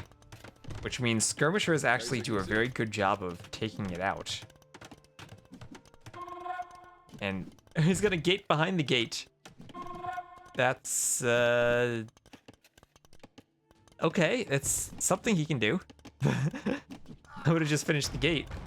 But yeah, he deletes both of them, picks the spear, and now that the spearman is picked off, those 2 scouts are good on HP. They're gonna run in and get the skirms, and Daniel is up first at the castle age. Viper is trailing by about 90 seconds or so. And the skirms are gonna go down. 2 more scouts coming through. The bear could even get involved and attack the skirms. There are some spearmen coming over. Daniel just needs to micro away from them. Ooh, double poke. Scout goes down, but here comes some skirms, and the bear is going to keep getting involved. Is the bear going for a low HP skirm? The skirms actually, the skirms are actually faster than the bear.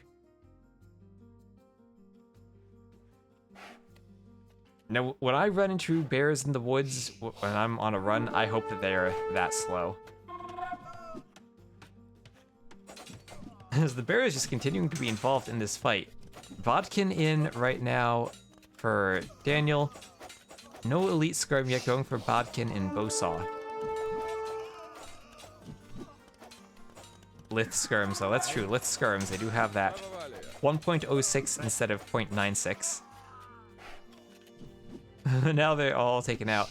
I don't know exactly how this works, but bears, sometimes they don't attack right away. Sometimes they stand around for a bit. Battle bear. It's that bear still is not really taking much damage. Finally, someone decides to take it out. And sometimes they can win wars. It's one of those things, if you know where the bears or the wolves are, then you take your scouts and feudal and you run past them so that the bears attack the spearmen. So we have Monk and Siege Workshop forward here from Daniel, taking full advantage of the Byzantines. And the great thing is, he is walled fully at home, other than the one hole at the back of his walls that could have just been a wall here. But he is fully walled, he's ready to defend. Viper will be doing his own monastery. Lithuanians do have some good monks of their own. But we're at a position where, with the map control, Viper's not going to have access to the relics, and Lithuanians do want their relics. Looks like we have Scale Mail and Squires, so he might be going for the Pikeman defense. As camels, Byzantine camels being added in. I don't think that monk will have redemption yet. But here is the ram. All right, Daniel is going for the kill. He has the ram out. He feels like he has the advantage. Well, he does have an 8 vil advantage. Part of that's the 3 vils from Wheelbarrow. But he also does have Bowsaw. So probably with a better eco here. They do not attack Siege, no. It's not like Age 4 where the wolves attack your trade carts and you just get a constant attack notification of your trade being attacked by wolves. The game devs actually they thought, well, these units can't fight back against the wolves. Let's make the wolves not attack them. So sometimes the Ornlus are friendly in game. And this is big. The monastery could get rammed down as the light cav are running in. And they pick a monk. They don't want to fight the spears. That's what Daniel wants to avoid, fighting spears. Viper's going to get a TC number 2 on his wood line. But this is some pretty heavy pressure. A second monastery. So good monk rush here. 3 stable pikemen defense. What were your thoughts on Age 4? I'm really not a fan of Age 4.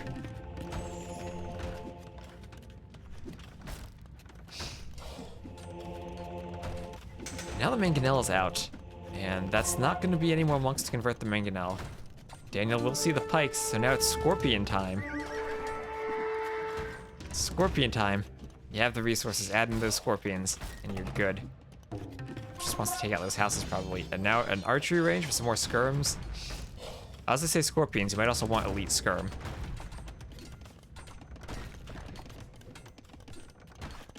Could Daniel be taking a game from the Viper here? Viper's under a lot of pressure, still down in Vils. And behind this, Daniel is booming slightly. He has a second TC. It's not just an all-in push. He has some eco behind it. Will be able to maintain his eco lead as the skirms try to snipe off some pikemen. Kind of dangerous under that tower that's still up. But the TC is being pressured. Roadmap to the thing. I think they added... To be honest, looking at the image they uploaded, it looked like someone took that image, realized they could have added the word roadmap to it, and just like added a piece of text to it with very little planning. Because the text didn't have a drop shadow or outline or anything like the other text on the image. It didn't really fit in correctly, so it didn't look like they had a professional graphics designer do it so much as someone just add it in on a Photoshop or MS Paint.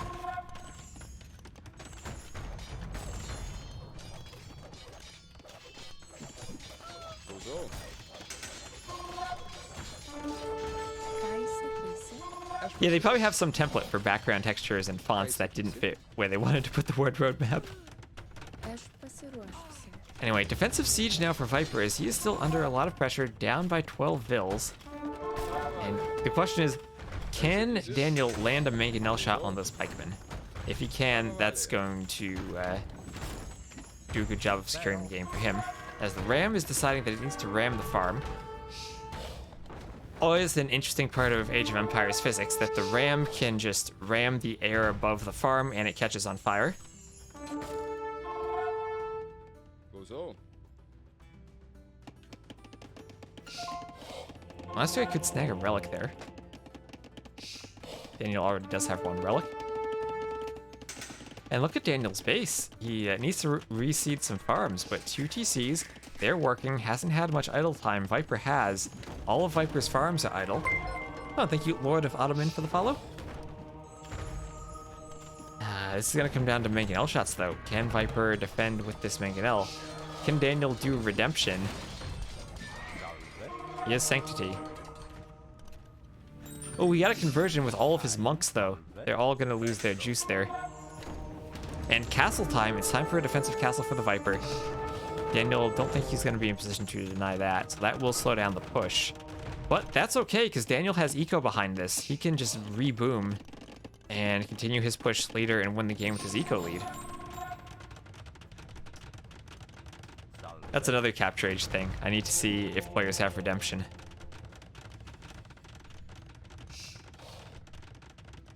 How about, yes, I have put this stuff in the computer. That's how I am right now, streaming at 1080p while recording at 1440p. So if I upload stuff to YouTube, it is at the higher resolution.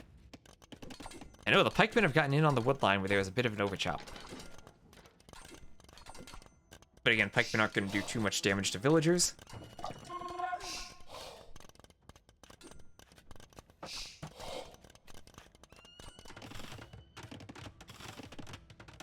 Goes on. Now Viper just trying to raid with pikemen. Oh, thank you, TB13, for the follow.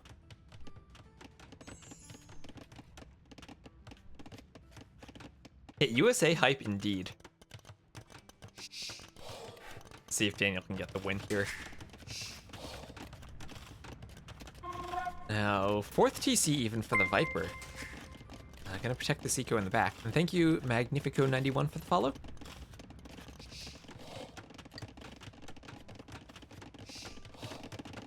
Just now doing Bodkin. I don't know what that's really for, though. He's not making any ranged units as far as I can tell. Still just pikemen and that Mangonel. There'll be some extra range for the castle, but that's about it. There's a pikeman getting converted there. And cheaper imp for the Byzantines. Daniel is up. He actually has a 4th TC as well, so he's going to be up. He's going to have a bigger eco. And he's going to be in a very good position to take the game. I wonder what he does now. With that eco, I think he does want to go for a forward castle. So forward castle and start trebbing. Could Viper Mangonel that castle foundation? He needs to notice that it's going to be there. That is like perfectly in the one tile outside of his line of sight. Amazing range for TCs with hill forts. Was my old computer was fine for playing DE. It just was not fine for editing videos at a reasonable speed if I wanted to do 1440p recording. And there is the GG for the Viper. So our American Daniel going to take a win against the Viper there. So 70 to 46.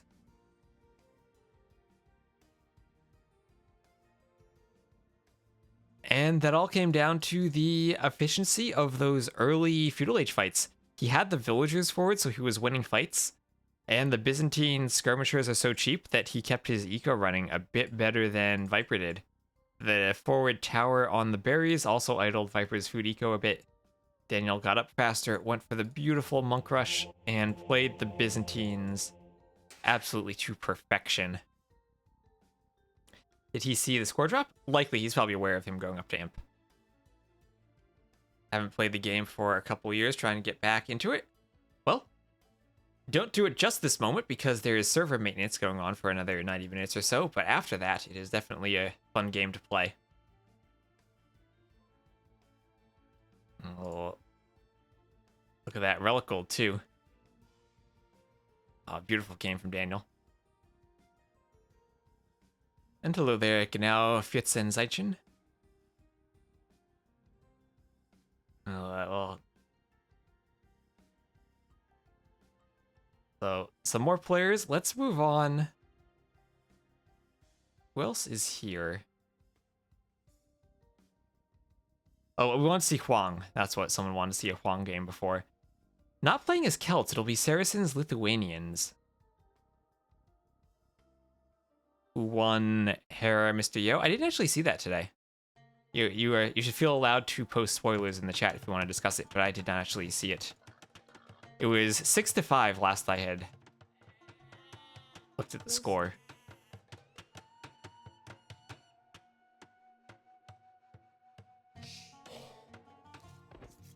Mr. Yo won barely. Okay. 10-11. All right. That was my thoughts going into it, that Yo probably is just ever so slightly better if they play a lot of mixed settings.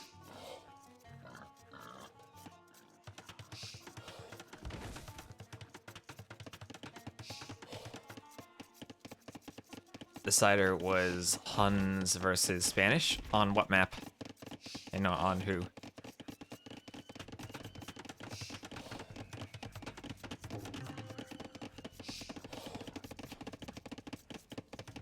On Arabia. Okay, yeah, that is hard for the Spanish. Anyway, we'll have Red here. I don't know who Sir Heliquin is, but he is the Saracens. He'll put 4 on wood. He has the barracks up. Saracens, I guess they're kind of an interesting save to use against Huang, because you will have your archers doing extra damage against the palisades. Huns are Huns indeed. And Wadalat, thank you for the follow. I think Huns Forever would agree with that statement. We'll have Huang up to feudal, gets up first, so should win the scout fight. And we'll add in an archery range. As a bit of a Drush coming forward, but the scout will scout that. Drush will be far less effective without the scout in front of it. As Heliquin is up 2, adds in immediately the archery range. Oh, nice micro there. Using the house to trap the scout and getting it on the wood line. As the Drush is just about to come forward, but Huang, as Huang knows how to do, very small and tight walls he is in position to defend. Are the elephants still as strong? This, if you're asking in terms of like TB13 coming back from a while, there are more elephants in the game than there ever have been before. There used to be just the war elephant, but now there's the elephant archers, the battle elephants, the ballista elephants. Probably some more elephants I'm forgetting too. Oh, there's actually just elephants you can hunt for food, like in like the reskinned boar.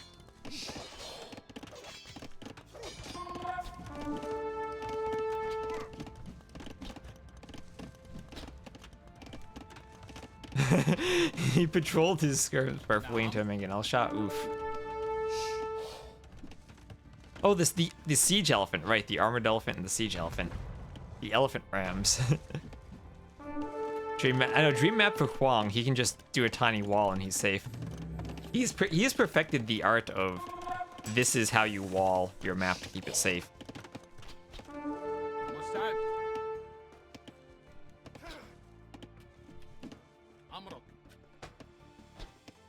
Anyway, bit of a small feudal skirmish here.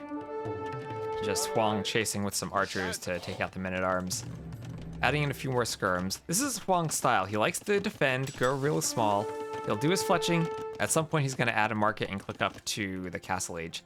I have heard that Huang has been using Lithuanians now in place of Celts. And I guess for his style, where he always goes for like the monk knight siege play, getting the extra attack from the relics on the knights and having the forward monastery in position to get the relics will be pretty nice for him. There is a Queen of the Elephant tournament going on. I saw Ocean tweeting about that. If you wall small like that, you feel like a pro player. I know, right? Faster monastery. You say that like it's the moving buildings mod, and the monastery is just gonna move itself across the map faster to pick up the relics. Like, vroom, relic. Oh, that's gotta be... Okay, that's the new idea for Forgotten Empires, as thank you, Worshipper of the Holy Sulfur, for the follow. But you know how there was like the ox cart in Age of Mythology for the Norse to drop off their resources? We could have the monastery cart that is a mobile monastery that can run around the map and collect relics. Watch some Age 4, but it's kind of confusing. I played Age 4 and it was still kind of confusing. Goes on. مستعد. نعم. أمرك. Anyway, we're gonna have a bit of a skirm fight here. Here we see the men-at-arms again being useful in this fight just to keep the skirms away. That minimum range of the skirm makes them so vulnerable, not really to taking damage from the men-at-arms, but just from being forced away and not being able to take part in the fights like they want to. Still though, Huang doing a good job of microing back and focusing the archers. A bit sloppy there from Sir Heliquin using the archers in that fight.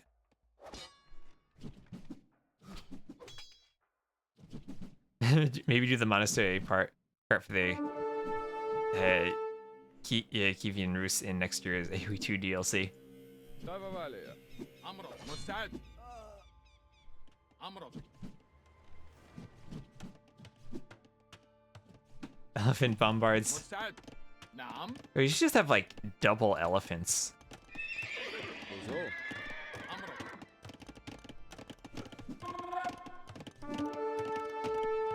نعم. And are these skirms still at the front of the base denying berries? Castle Age for Huang, though, will be slightly later than it is for our Saracens player, as Sir Heliquin will be hella quick to the Castle Age. أمرك. But look at that KD, 11 to 8. Huang's been doing a great job just of picking off the archers. Nice TC garrison there of the archer to keep it safe, and nice scout here to pick off the skirms. Maybe a bit late though to be involved in the skirm fight. Goes on. But they will be forced back now that TC can ungarrison. And Castle Age, we can now get knights or camels.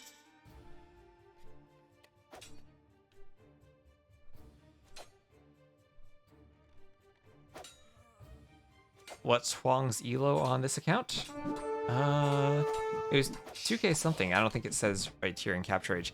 I won't be able to check because the maintenance is going on, but we can check after the maintenance is done. Goes on. Kaiser Gize. And I think AoE2.net will be down during the maintenance. 2k1. Alright, Deboost says it's 2k1. Anyway, ooh, adding in 3 TCs right away against Huang. That is risky against someone who's known for going forward. But you are up first, you do have the advantage, you are pressuring. With these small walls, if you can get some crossbows onto this hill, you can really do some damage to that gold and also to that wood. How long is the maintenance? Normally about 2 hours, and it just started about 43 minutes ago.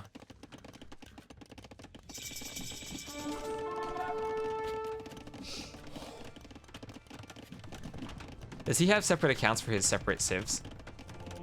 Anyway, there's a monastery. So he does want those relics. He does have the spearmen. Remember, this is Lithuanians, so I think they do move slightly faster for the skirms and the spearmen. So this is 1.1 and 1.06. I think normally these are 0.96. Oh, 4th TC.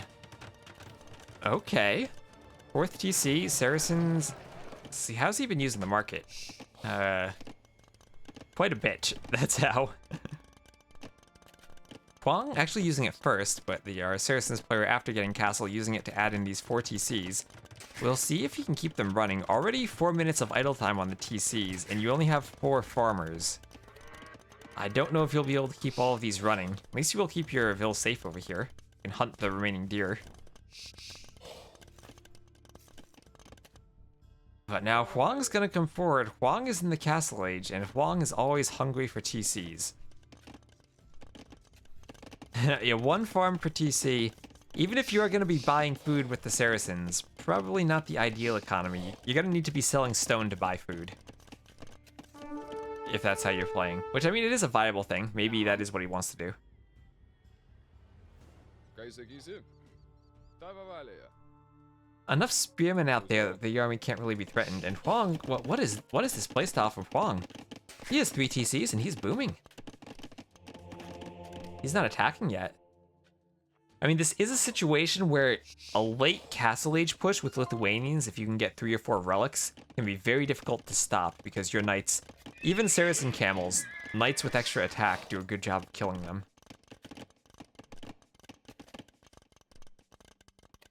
And there is the wood line. Needs to be abandoned, but he does at least have another wood line down here by the TC. That's safe. Could garrison that and kill a spear. Nope, I have not watched these already. I just downloaded them a couple hours ago before I started streaming, and I've not seen them before.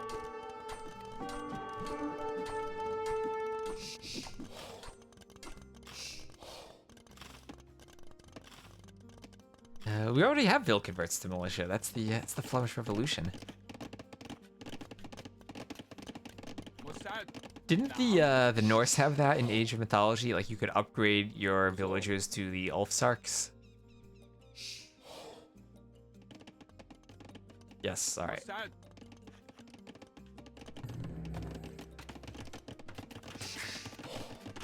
That's another thing. I want to make some videos on the Age of Mythology campaigns. Dava Valia.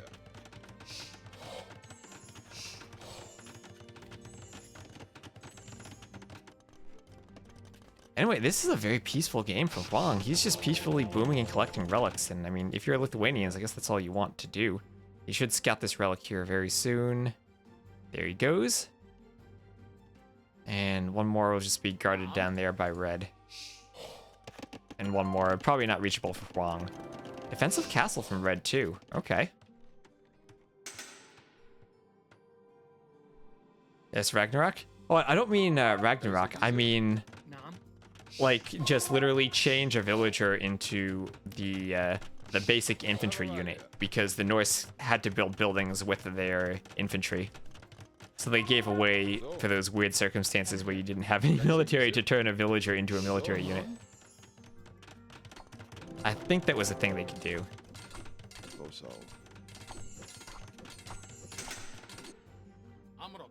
Oh, the monk sees the archers and decides, nope, not for me. Naam. Ain't gonna take that yet.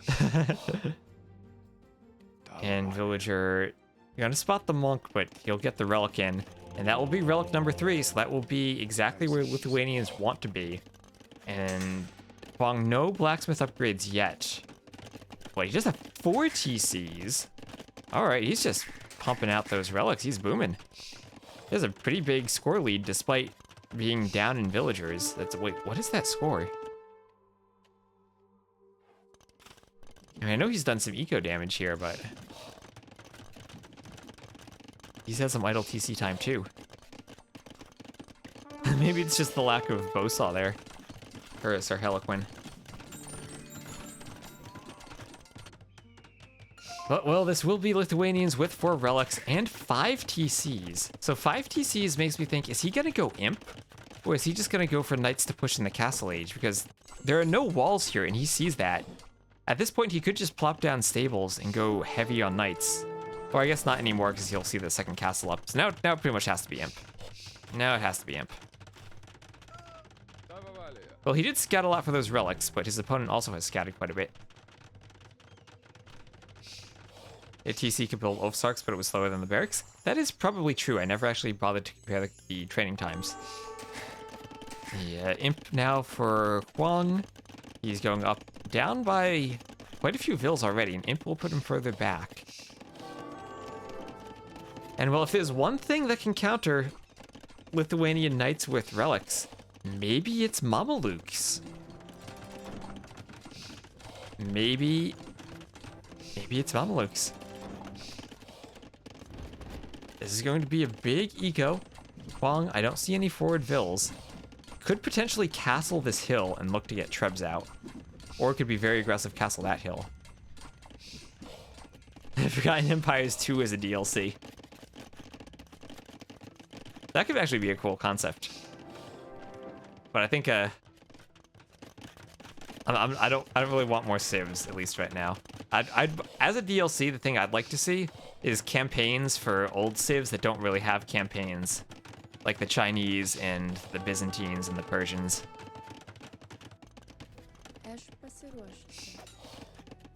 They did that with Longshanks for the English. Oh, look at that Viper quick wall. Now we're gonna have this annoying Vil in the back of Huang's base. Yeah, I mean, they have Bari, but that's not really a Byzantine's campaign. Is Huang gonna try to wall in the walled-in Vil? Anyway, forward castle from Huang, kind of right near this hill where I would have expected. And stables, as Red is up to Imp 2, but Red is not making any army at this point. Just content to click Imp. I honestly would like to see the Mamelukes here, but you're going to be Imp against the Lithuanian player who is already in possession of 4 relics. Look at that, 10... wait. Oh, thank you, Time Dopamine for the follow. Oh, where is the... That should be +4, right? Knights should have 10 + 4. Oh, that must have been a converted knight I clicked on then. Yeah, it was. Alright, and still no attack upgrades on the knights either. But here's Cavalier, Bloodlines, Chain Guarding. Here come the Mamelukes. Another TC being added in on that gold. And can we actually see enough Mameluke upgrades come in to make them viable in this fight? There are 6 monks there, so you will need a good number of Mamelukes in order to fight.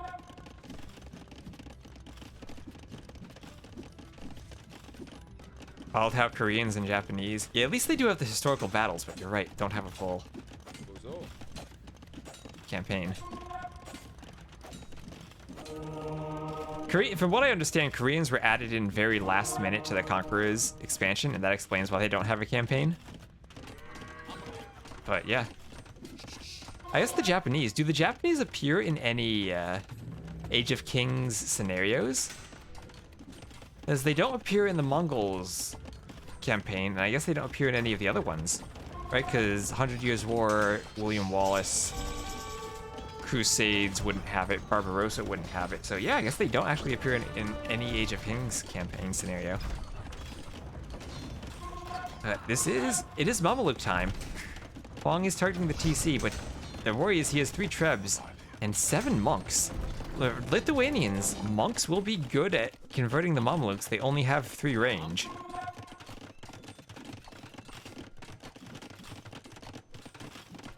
Yeah, that's what Sandy Peterson says when he tells the tale. That apparently StarCraft was popular in Korea, so Microsoft wanted them to add Koreans to Age of Empires.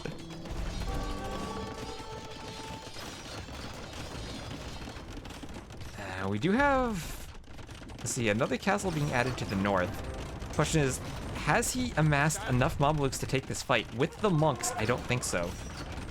Nice initial engagement there, but if the monks start getting conversions, that's gonna be bad, and they do. There's 2 conversions right there. And the monk Huang doing such a good job with his monk micro. Adding in chemistry, he's gonna want bombard cannons. So that was Huang this game. Get relics and boom.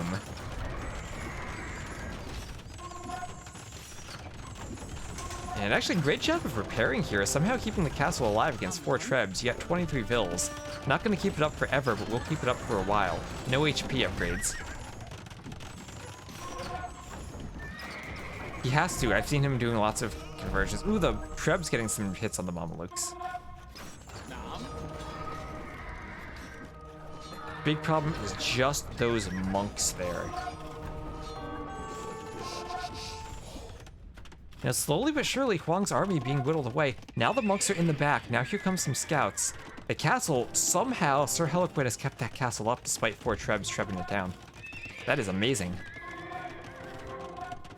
Huang and Imp? Huang... I mean, those Cavaliers have 12 + 6 attack, but... Dude, you don't attack Mamelukes, Mamelukes run away from you. Mamelukes, in the old days, they used to be the same thing like Mangudai. They had 0 frame delay, so you could just launch the scimitar and run. Now they have a tiny frame delay. Does capture rate show it?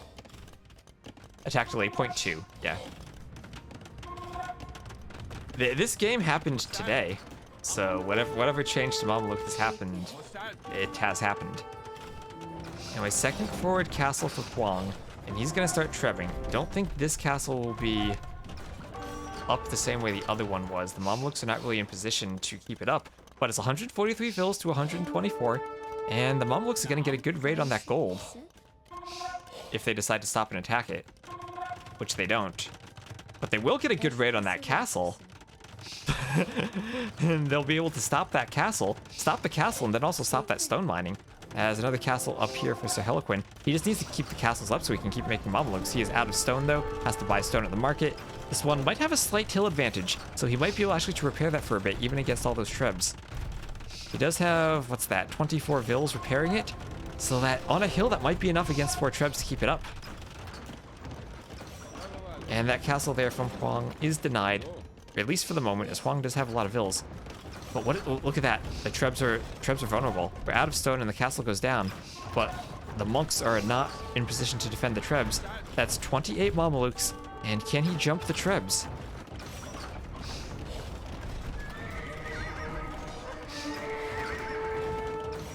Can he jump the trebs? He's not jumping them. I feel like jumping the trebs is the most important thing he can do here. That'll buy him time to keep amassing more Mamelukes. Now Paladin is on the way for Huang. He only has 6 cavaliers out though. look at those resources though. Has a huge economy, and this is another castle that's about to get trebbed down. That's why I thought the Mamelukes needed to jump the trebs. Now, if you are only on Mamelukes, just now doing light cav but only 30 farms. Yeah, Huang's got this. This castle goes down, and then the Mamelukes can't fight those skirms, and Heliquin doesn't have the resources to transition to the light cav. No, see, probably better. The true counter to Mamelukes is throwing axemen, because they only do 1 damage. I mean, is the Teutonic Knights. Not the axemen, Teutonic Knights, because the Teutonic Knights do only 1 damage. I mean, they take only, I can speak, they take only 1 damage because of all their melee armor against the 10+1 attack. That's not enough to damage Teutonic Knights.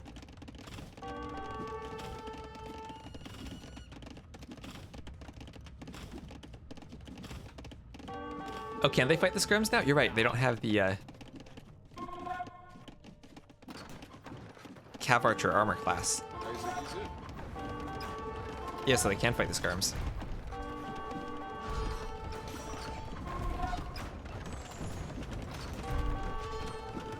Yeah, same thing. Teutonic Knights are the hard counter to the Axemen.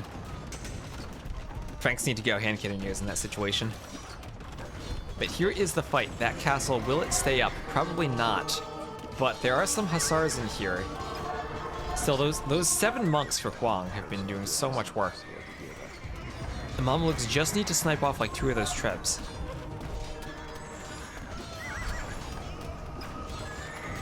Looks like the final castle is being raided as the Paladins are in. Paladins with, what is that? 14 plus 6, 20 attack.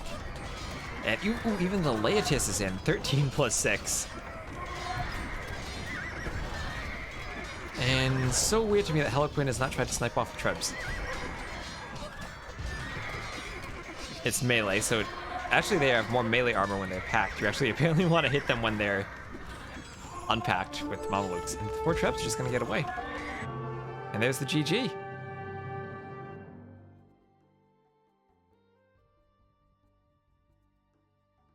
Well, the Huang outboomed his opponent there. I think that's all there is to say about that game. So Heliquin even had the better KD, but the KD was against skirms mostly. Huang, just look at that eco.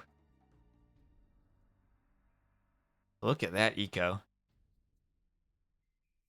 Yeah, Mamelukes were definitely a great unit, but not quite with the eco backing them like Huang had in that situation. He just boomed uncontested.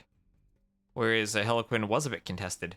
And that 4th TC might have been a bit greedy. I don't think he had the farms to sustain production that soon. It feels wrong to hear Huang and outboomed in the same sentence.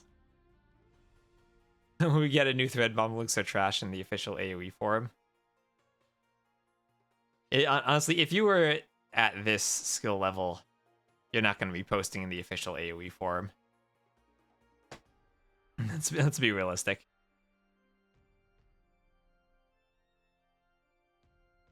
This is Japanese, Teutons, Lithuanians. Let's see, what civ? How about we look at Inca's Huns? We'll look at some Nili gameplay.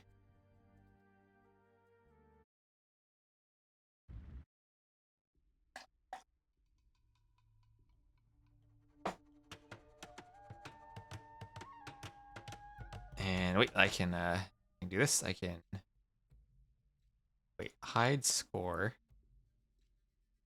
Oh, okay. That works. I was gonna say, can I disable the scoreboard so it doesn't show the score, but I can just hide the score. Oh, beautiful.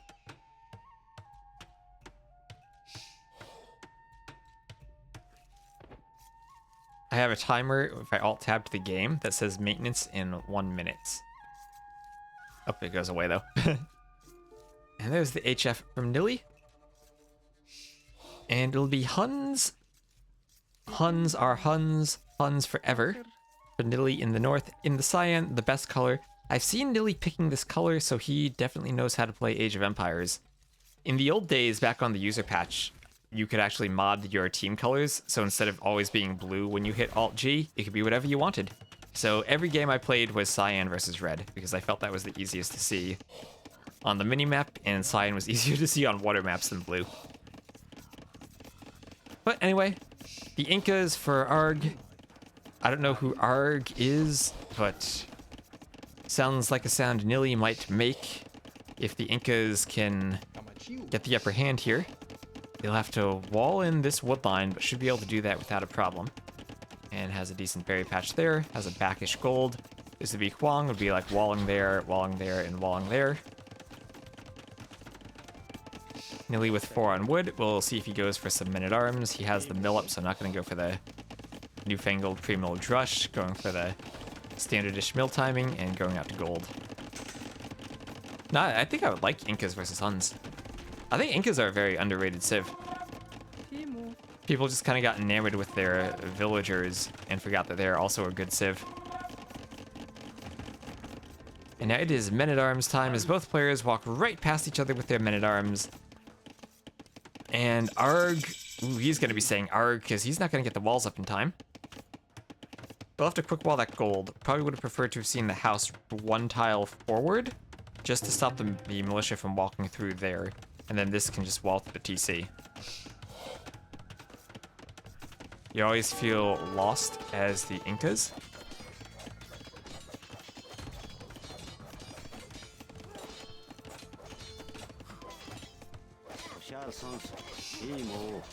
I kind of like the Incas. So it looks like both players having no success with their men-at-arms finding anything. Nili getting creative with his small walls around his berries and his lumber camp.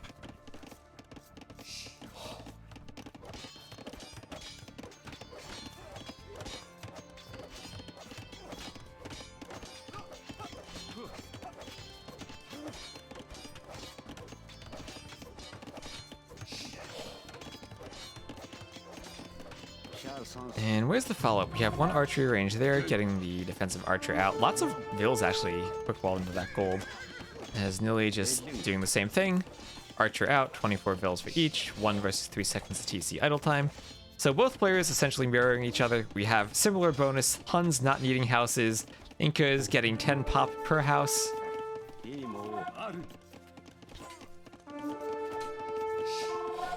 And both players going to be cleaning up the men-at-arms with an archer as too.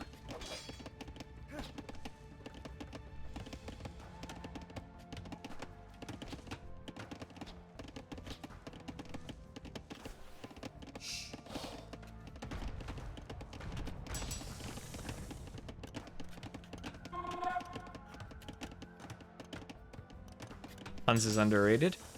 You think Nili's gonna win just because he's Huns? I don't know. I think I'd prefer Incas against Huns.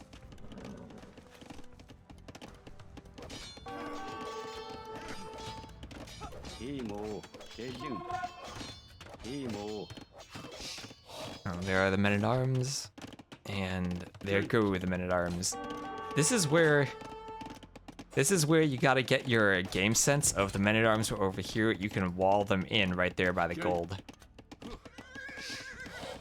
Scout. Ooh, Nili, don't lose the scout. Needlessly to archers. Nili! Nili! Oh, Nilly. Arg, Nilly. Lost your men-at-arms to the TC. And, well, Arg's men-at-arms are still alive. And that means if we get into that skirmisher situation we've been seeing so much, the men-at-arms push the skirms away while the archers do their archering. It became worse with team bonus change. What is it? More line of sight for the spearman line? I actually forget what it was. They no longer have the faster building farms. So you no longer plop down the farm, click horse collar, and mess up the timing and have the farm complete before a horse collar. Ooh, what is this? 2 more archers for Nilly sneaking in here. But imagine how much more effective those archers would be had they 3 men-at-arms in front of them. Have to idle the gold for a bit. Well, ooh, don't lose your archers to the TC too. You gonna head out? Well, good night, Debus.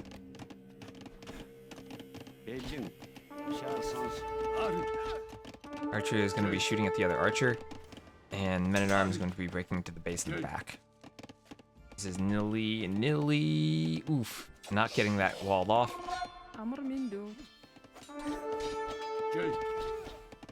And the Vil goes down. Still 33 to 34 Vil, so Nilly does have the Vil lead. 1-to-1 on the kills there. At the same time, Nilly's still running around with 2 archers.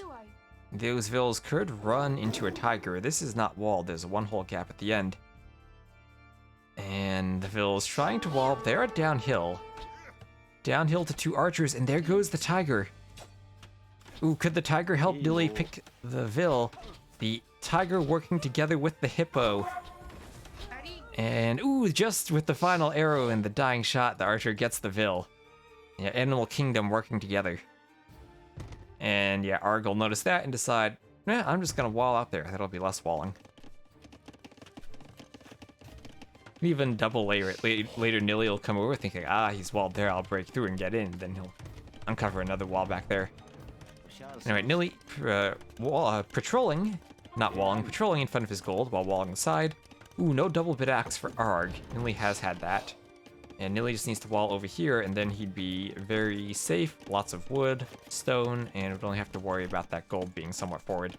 His other 2 golds also forward, not the greatest for him. Well, we've hit the players are advancing to the castle age and not fighting stage. Archer even dies first. You know, that's one of those things, sometimes you have the archer versus archer fights where both archers die because they loose the arrows and both get hit. Happens with the fire galleys, too. If you both, like, have one fire galley fighting the other, they both die. So Nilly is up first, and we could have a fight here. Both of them just trading archers. This is a better fight, though, for Nilly. He had more of a mass there, and nice judgment to take the fight. And he will clean that up. Ooh, get the spear, too.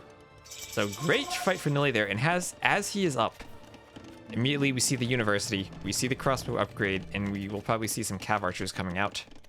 No stable for him, so if he does go cav archers, they won't have bloodlines and husbandry immediately. And he's actually not going for the Hun CA, he's going for the archers.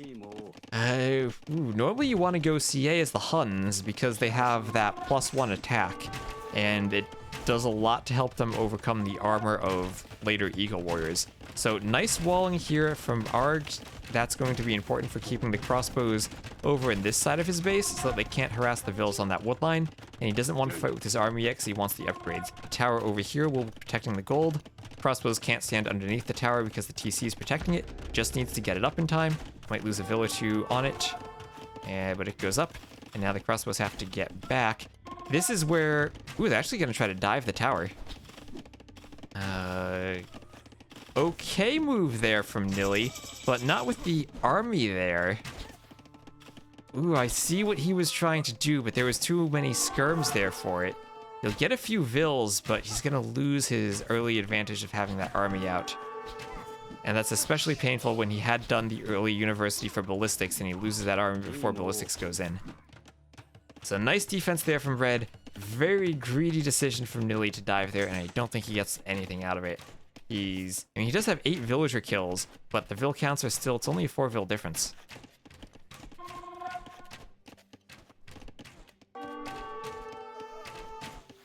Yeah, now he's adding in TCs, and this is where it gets tricky, because you've already committed to the University and Ballistics and to Elite Skirm. Now you're also spending wood on the TC. And you've lost a lot of your army so far. And if that Elite Skirm comes in for red, then you'll be able to clean up this army from Nili, but needs that upgrade to come in ASAP. Nili's losing a few more crossbowmen over on the left. Nothing on the right really for Nili to hit. This wall is completely covering to the edge of the map.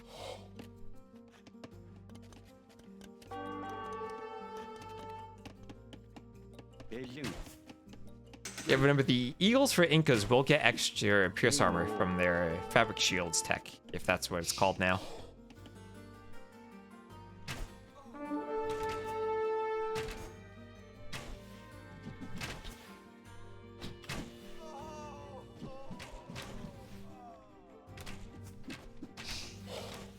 And yep, Chemyuks are always Chemyuks. Chemyuks would die to a heavy cav archer though. That's where you need the Eagles or some siege.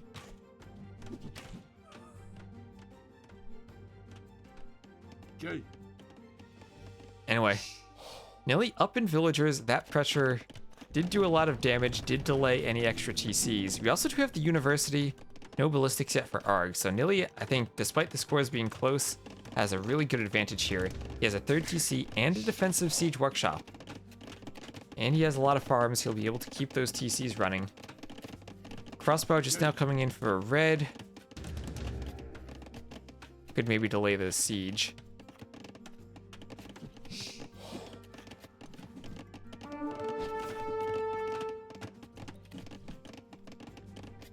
But we'll be forced back, and what's Nili gonna do? Scorpion or Mangonel? He's gonna go for the Mangonel defense.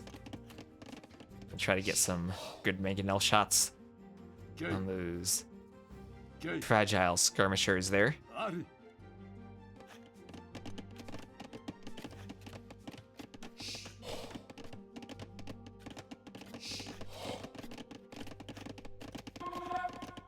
Armor coming in. And forward siege workshop from ARG. I don't see any Eagle Warriors, just 2 ranges. This will be 2 range into a forward siege. And 2nd TC out here protecting that wood line.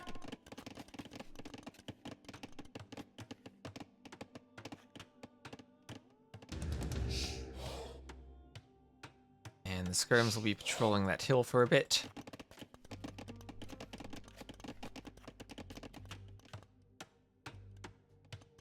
Let's speed that up slightly. Ballistics just now coming in. Huge Vill lead for Nili, but he doesn't have the army lead. Adding in 2 more archery ranges, and he's probably going to start pumping, and here comes the CA. CA production. So 2 Mangonels and the CA. And Ink is here under a lot of pressure to have this push happen soon.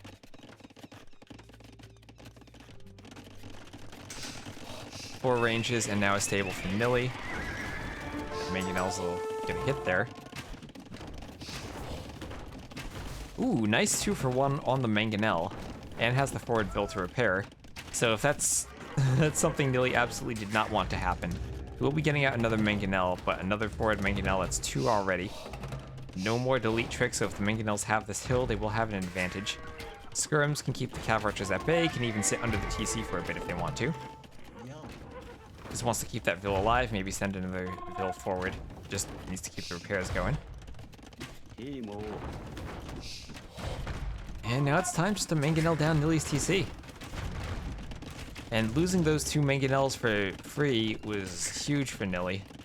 Because now his TC is just going to be under attack constantly. That's 3 Mangonels. Nili tries to raid with Cav Archers, can get to the back of the wood line, but can't get into the wood line. And lots of safe wood here for our red player. Even wall up out to there, and this wood would be fully safe. That's 3 Mangonels on the TC.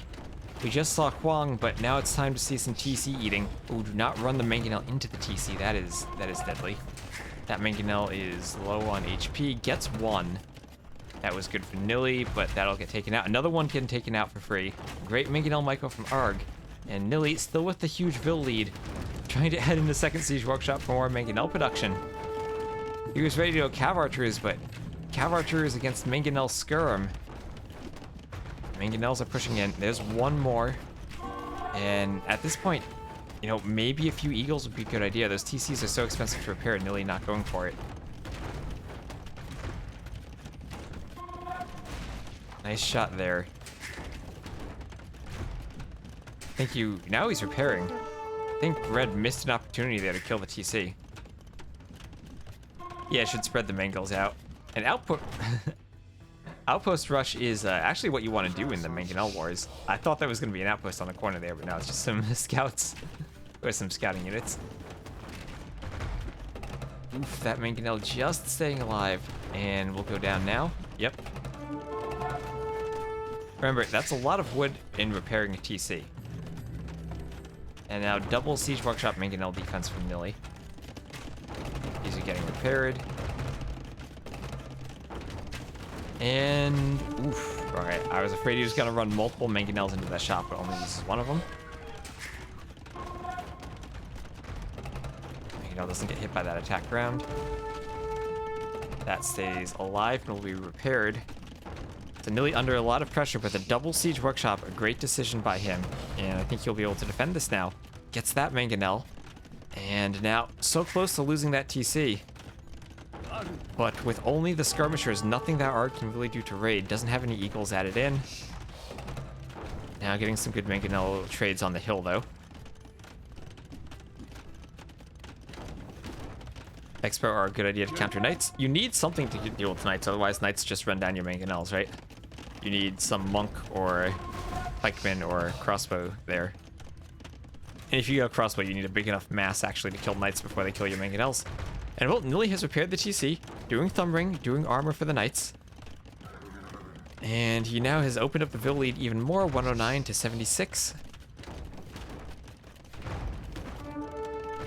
And it looks like the TC might go down. But no, the more Mangonels out. I mean, not the TC, the Mangonels will go down and the TC will stay up.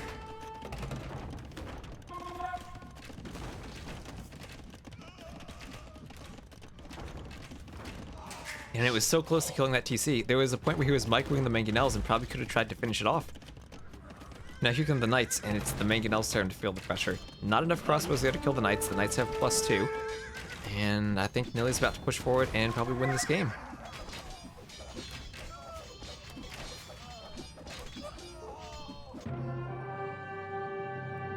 And there's the GM of both players going for skirms.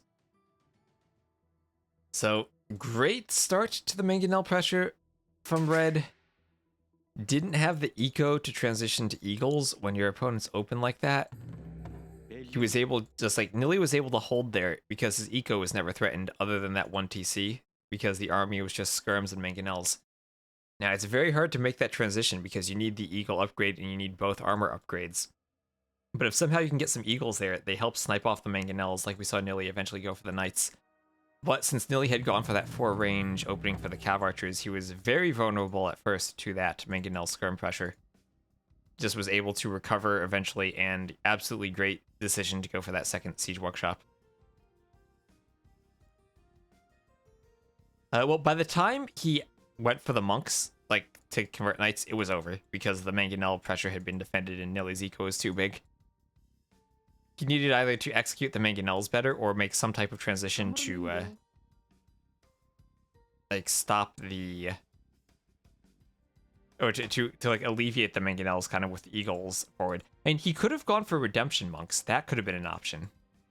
That definitely could have been an option, though. I mean, Redemption Monks do put a lot of pressure on those archery ranges, so maybe that's an option, too.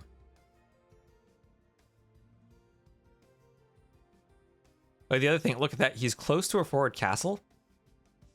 And Nilly doesn't have any castle, right? Because you see one of the main stone is forward. He went for 3 TCs. You could maybe go for a forward castle because the Incas do get those cheaper castles. And still stables, Nilly. Unfortunately, Nilly didn't have a stable to be stolen, so no Zolotl warriors.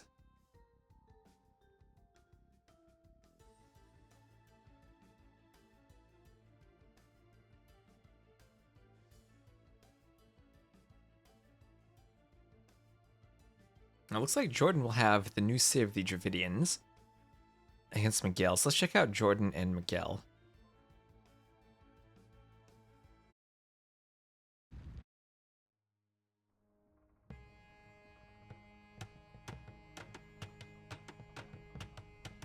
So we'll have Magyars for Miguel is saying hi to each other.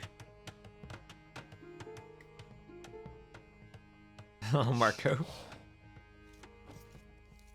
Give me just a second here and I'll speed things up for a bit.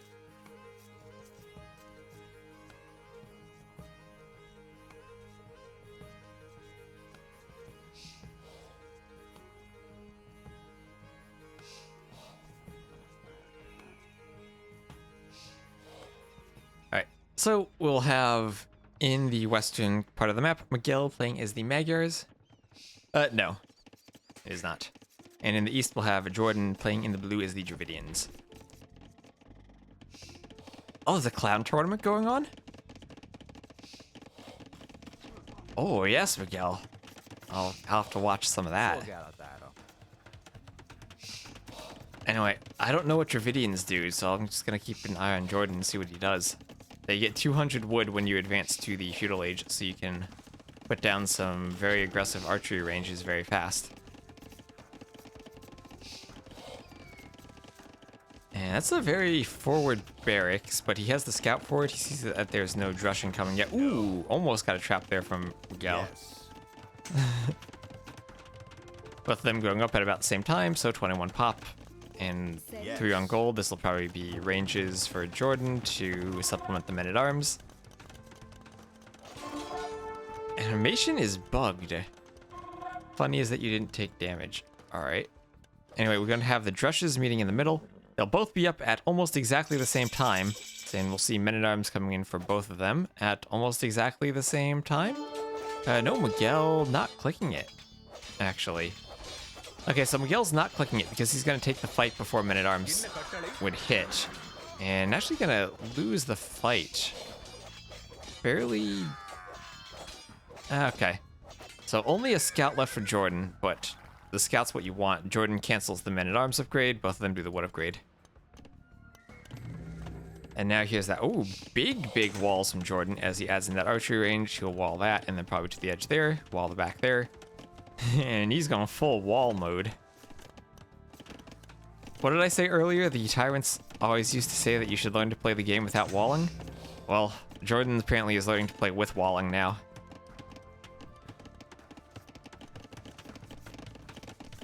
A couple of farms started for Miguel as he has gone for a horse collar. Okay. Very interesting to see horse collar right after men-at-arms, especially with the Magyars, as if without any eco bonus other than cheaper light cavalry or the cheaper scout line. Scout can't pick the Vil, it doesn't have enough HP after that Drush, so Miguel is safe to wall there. It looks like he will go for a big wall all the way to the edge of the map. Ooh, but that being said, 2 archers are coming forward. Miguel doesn't finish the house, but he sees the scouts there, and he's thinking, oh, Jordan's running around here with that scout. Maybe he's got something sneaky, and he runs the Vil back, but then goes to finish the house. And no, he's actually going to finish off the wall, and Jordan not going to go there. Surprise! I think he probably could have picked off that Vil. Just be a bit annoying with the scout until the archers come over. And over here, Miguel, very greedy, not walling the front there.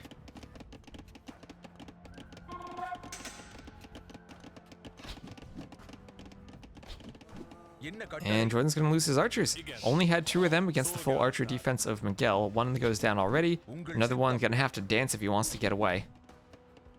Ooh, Jordan does have some dance moves there, but finally taking a volley and goes down. So Miguel about to be fully walled, spending a lot of wood on houses, but just needs one more house to finish it off. You see he's at 55 out of 37, 60 out of 37 pop speed, or 37 out of 60 now, with the pop limit being 60. That can be a lot of wood you're spending on houses that could otherwise be farms. You can see he does have a lot of Vils shopping those stragglers around the TC, though if those are farms instead of houses, then he's up to castle a bit faster. And the archers are still going to get in, or they're not. Good job. keeps the Vil alive. He could have just walled there, so Jordan knows he's just gonna back off. Very lucky.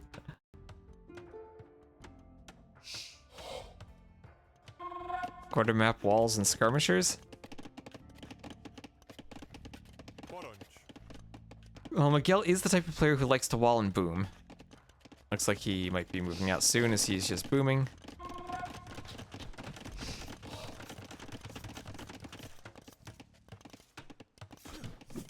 And we'll have a bit of an attack on the archers.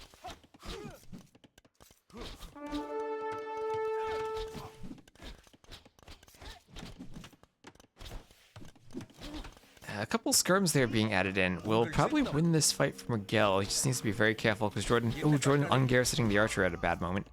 Jordan does have the hill.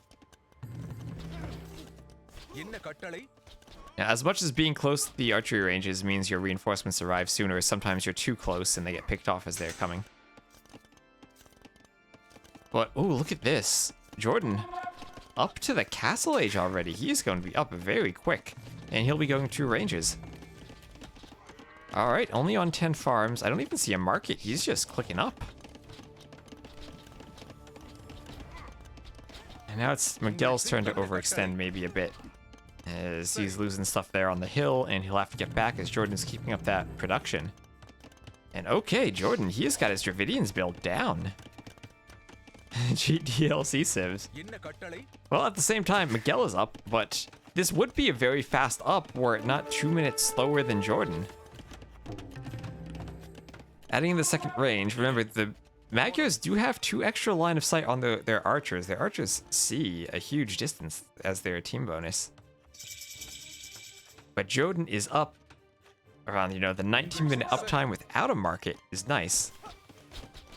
It is actually kind of bad, but it's good at the point when you just age up and you get a lot of wood. That's the age 3 strategy. You want to get the extra wood when you age up. That's what I was told when playing the Britons. Do the wood shipments first. Or is it even the Britons in age 3 or the English? Whatever the civ is. That's what I was told to do. Do like the 1,000 wood shipment.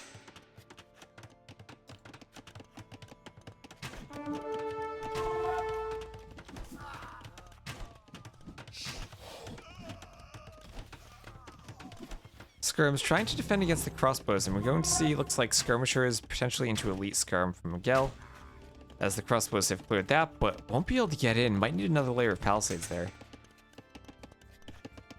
200 isn't 1,000, but H2 is not H3. And TC. Miguel likes to boom. Forward workshop from... don't need to speed that up, from Jordan.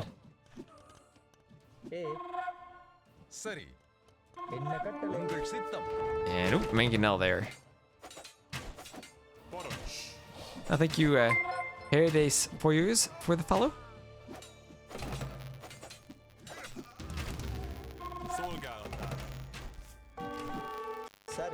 And that Vil, no. This is Dravidians, you get that free workshop wood.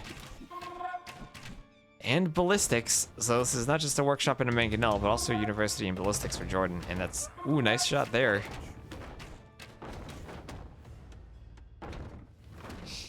Oh, this will be an aggressive push against the 3 TCs of Miguel. Miguel will be adding in the defensive workshop, but weird thing to be doing with Magyars. You can defend, but you don't really have any good long-term siege options.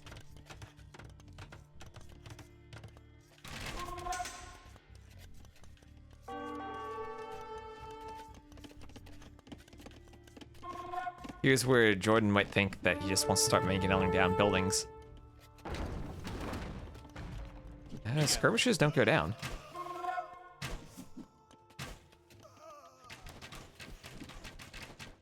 Gale needs to land a mangonel shot. Gets nothing. Gets 1 skirm.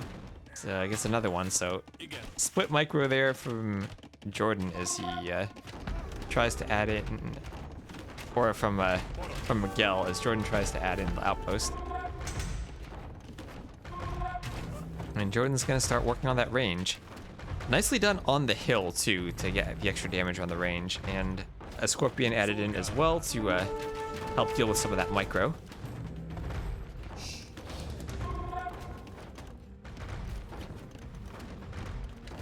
Is the current animation of siege projectiles off?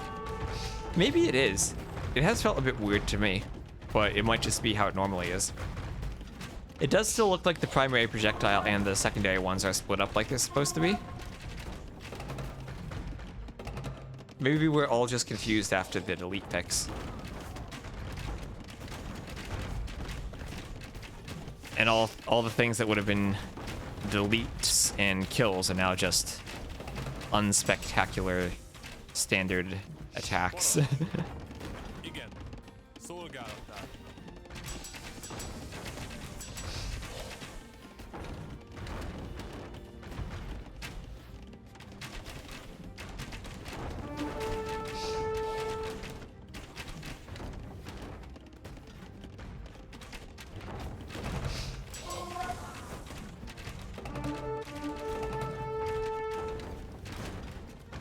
Oh, gets the Vil.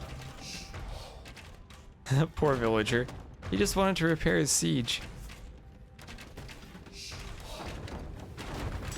Blacksmith going down. See, we already have the archer upgrades, just missing the defense. So not the biggest deal for Miguel. Or actually would be a big deal because he is switching to Cav. Now this, he's not going to go Imp immediately. At least I don't think so. I think he's just going to add in Knights and try to clean this up with Knights. He does have a 15 Vil lead. Jordan is just now adding in his third TC behind the push. He's done a lot of damage, but Miguel has also held. Jordan does have the 44 to 31 KD. This wood line, very exposed. And Miguel does need to run some Vils. Thankfully, Miguel does have lots of wood all the way in the back of the back.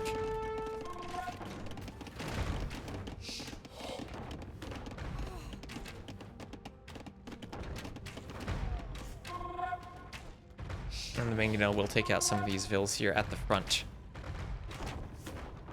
Force Miguel back, try to even up that Vil count a bit. See both players with Wheelbarrow. Miguel has actually had heavy plow. And now here come the Knights. Magyar Knights with their free +2. And it will be Knight and Mangonel time.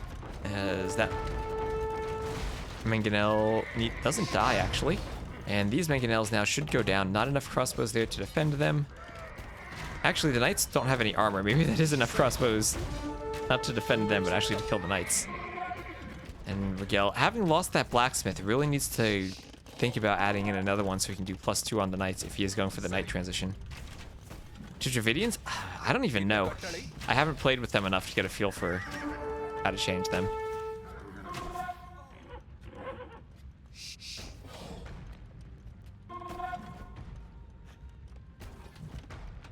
It does feel like the +200 wood is a very strong bonus as a team game flank. You just get up and get your range out so much more easily. You can go for a very low pop-up.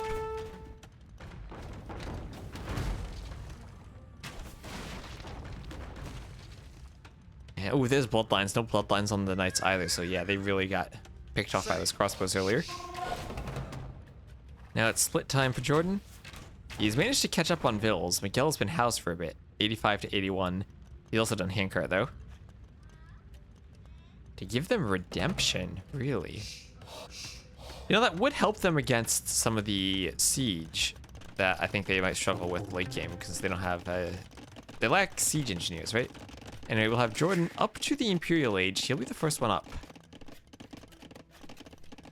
Yeah, exactly. Like you go up 2 to 3 Vils earlier. And we got that is a forward castle. It's on a big hill in front of his base, so I can see why he might want to do it. But that is also very, very aggressive of him.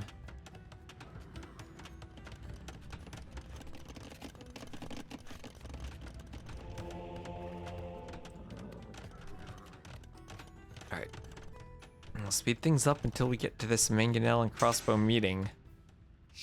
Will we see a bada boom here? Crossbows go back, lose a bit of HP, but not too much. And gate from Jordan there, gonna stop the Knights from running in, and the Knights have to get back.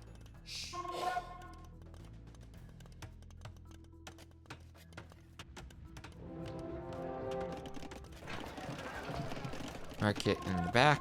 Lots of farms.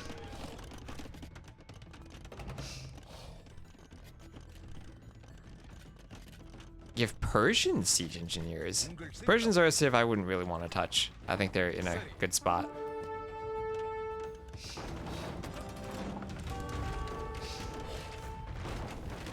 They have their uses and they have their weaknesses. Because now Miguel is up, bigger eco, but he'll be up later. Any chance you could give a recap? Well, that map ran out of wood, and then the Magyar player eventually won. Goths, Thumbring, and Final Cav armor. Goths are an interesting one to balance, since like they're bad at the high level, but are dominant at the low level. So giving them things that buff their late game is kind of a weird thing. I don't know. I need more wood on Arena. Ridiculous, I know. Yeah, the other day we watched a game where Arena dragged on for almost 4 hours and the map started running out of wood. They had to fight over the wood in the corners. And like they were onager cutting to get behind each other to stop them from cutting wood. That was quite the experience. Anyway, what is Jordan gonna do here with these crossbows?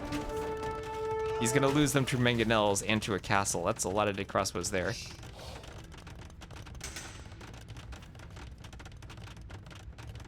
And they're walking just outside that. Huns are the standard of balance. Huns are great. We need more Huns in our lives.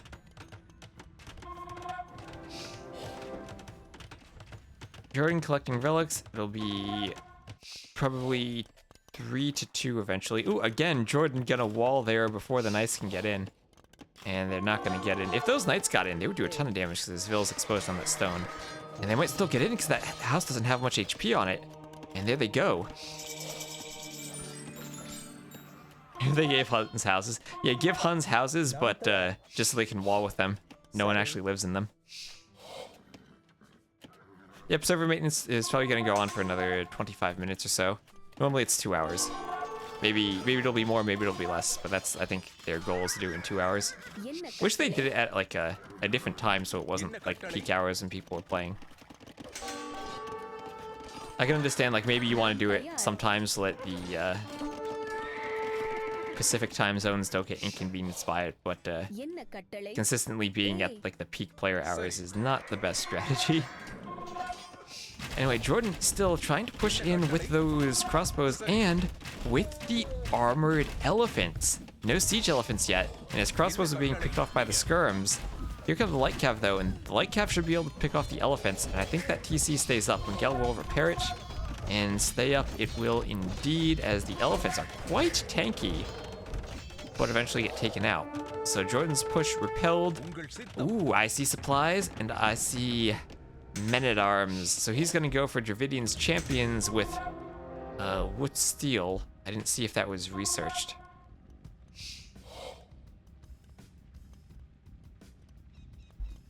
Is it researched? It is not researched yet, but he might work his way towards it. He's going for some halbs now. And doing the upgrades.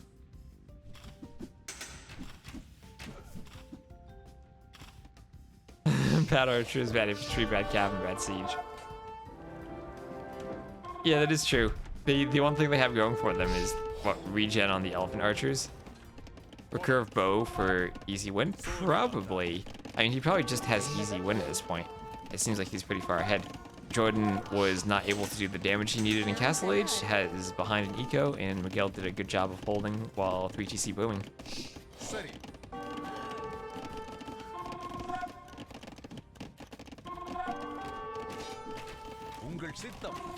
Well, longswords will be good against the skirmishers.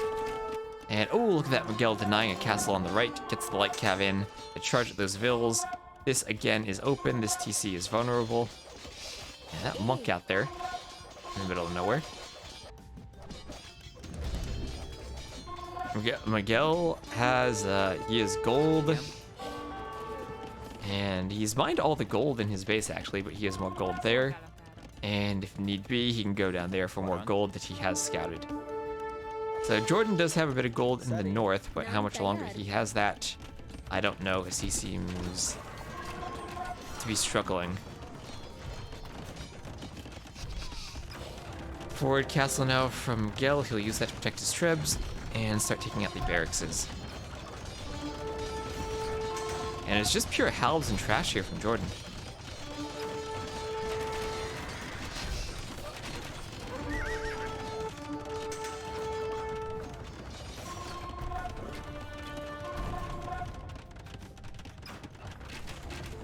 And there's the GG. Jordan doesn't think he can find a way out of this.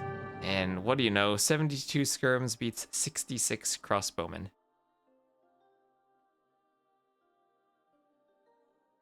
So GG there to Miguel.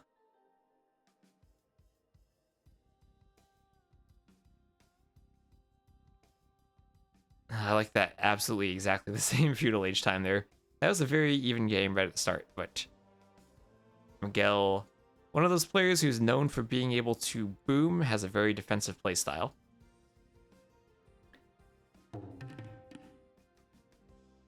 And Jordan might still not be familiar with that new civ is. Gorjaris Hindustanis. Ooh. I'm going to do that one next, but I'm going to take a quick break. I'll leave it run in the Dark Age for a moment. I'll take a quick break, and then we'll do another game here. And if Siesta is still around and has those wrecks he was talking about earlier for the RMS Cup, I just messaged Onlu and you might want to co-cast. And we'll see. I'll also switch Beery to be blue. Oh, you can be white? We're not going to do that. We're going to look at blue versus yellow here. All right, so I'll be right back. You can watch the Gujaras put their sheep in the mill.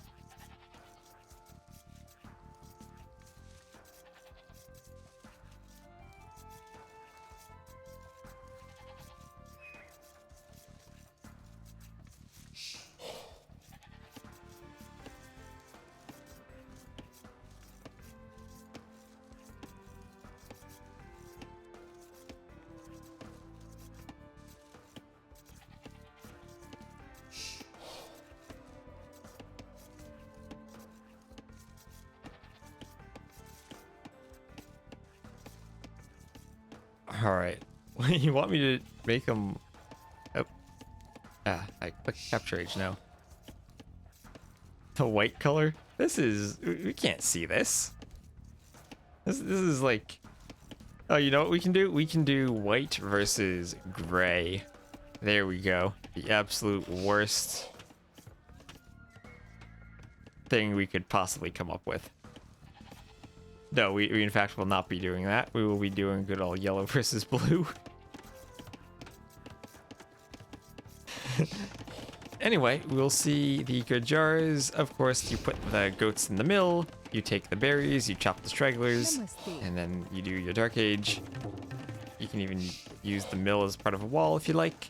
And Beery actually has a nice wall off there across the front and then down the side, so it could be a very decent map. It'll do that Huang-like wall.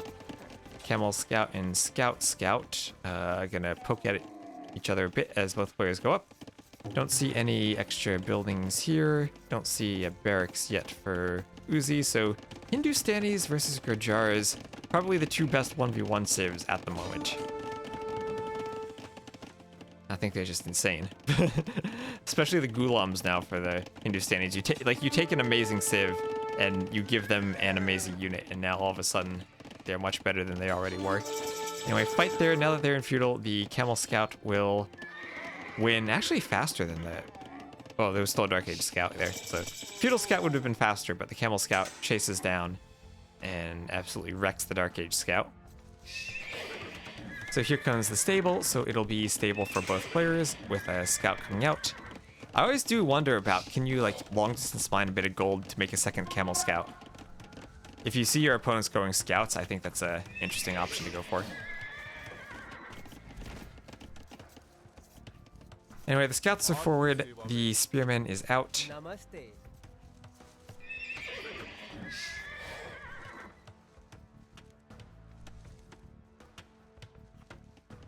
And very even, 22 to 22 with 2 military, 1 second to 3 seconds of TC idle time.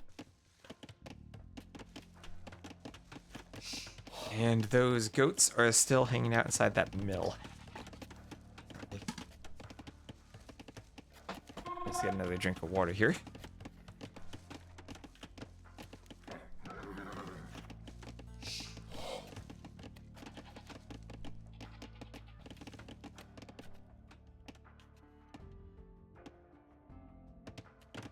Anyway, there were some palisades going up, so Beery looks to be fully wall on the left-hand side, and actually looks to be getting creative. Going on the right, gonna wall towards the TC and then go down to the bottom of the map. Big walls here from Uzi as well. Both players just using their scouts to be kind of nice and defensive. And then they'll be clicking up, probably after not much action, so we can speed this game up a bit. As neither player being aggressive, both of them just focusing on their walls and their ecos. Gurjara eco, I don't think the goats quite match up as we head into the Castle Age with the cheaper vills. In the long run, I think the cheaper vills is probably the better eco bonus, but the goat probably has a bit more of an effect in the early game. Lion gonna get involved there, but the scouts are gonna be walled out. Everywhere they go, they're just gonna find nothing but palisades. Wheelbarrow in for both players at just about the same time. Market up, and we'll see who uses the market first. It's going to be Beery selling the stone and clicking up. Okay. So I do think that I have not actually seen Gurjara's camels against Hindustani camels yet, but the Gurjaras do have the bonus that they can amass them while advancing. Not training any now, but he is moving to gold. And so I honestly wonder what the Hindustanis do in this matchup. If they go camels, Gurjaras I think have better camels. If they go archers, then Gurjaras have the Shravamsh riders. If they go Ghulams, then the Gurjaras have the Chakram throwers. I think they probably want to go for archers. And I guess not cav archers because of the camels, but normal archers into crossbows. I'm not sure yet. That looks to be what Uzi has decided to do. As that camel scout goes down. And oh, here we see the scout trying to lure the spearman into yet another lion. And the spearmen are running away like, no lion, don't chase us, but there it goes. When it's charging, I think it moves faster than that 0.7. And it's gonna go after the high HP one.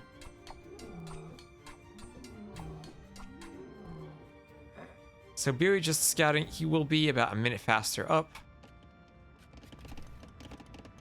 With only one lumber camp still. Interesting.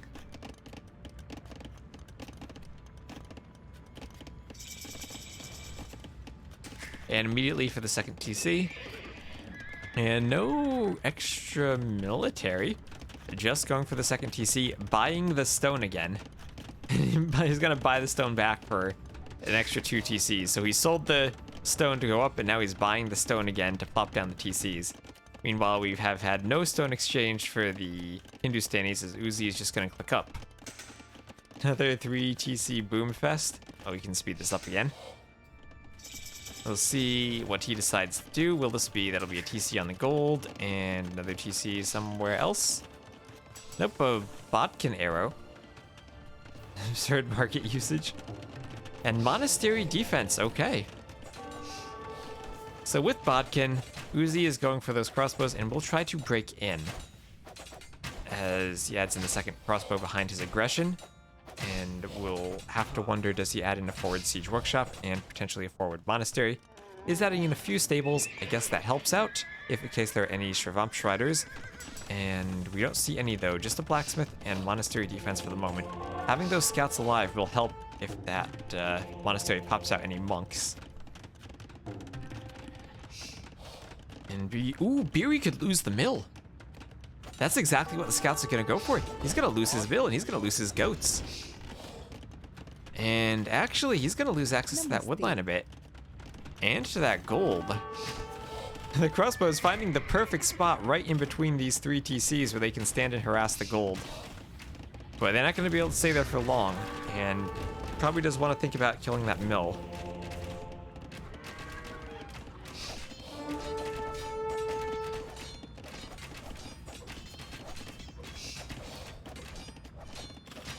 As the gate's gonna go down, he gets another couple of vills and he just wants to extract the crossbows, gets outside of the range circle and turns and shoots. Oh, nope, no, vill's already gone. Just hits the farm. He has more crossbows at the front, even though that did almost get walled up. He picked another vill. So yeah, indeed, half idle eco for Beery. Will he run the crossbows before the mangonel shot? No, he won't.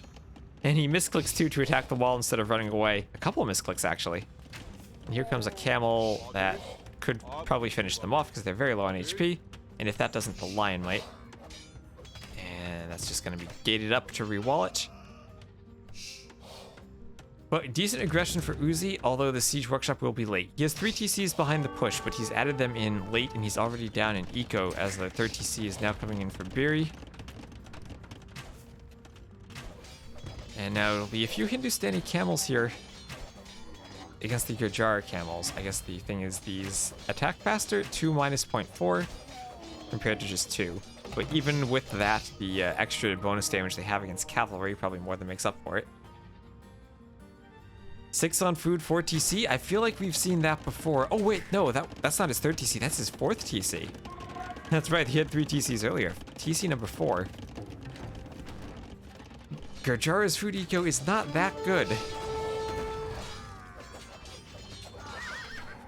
Will the monk get picked off? Ooh, he won't. He'll make it back into the TC. And lots of pressure here still from Beery. And start mangonelling down that mill. Or the monastery, that works too.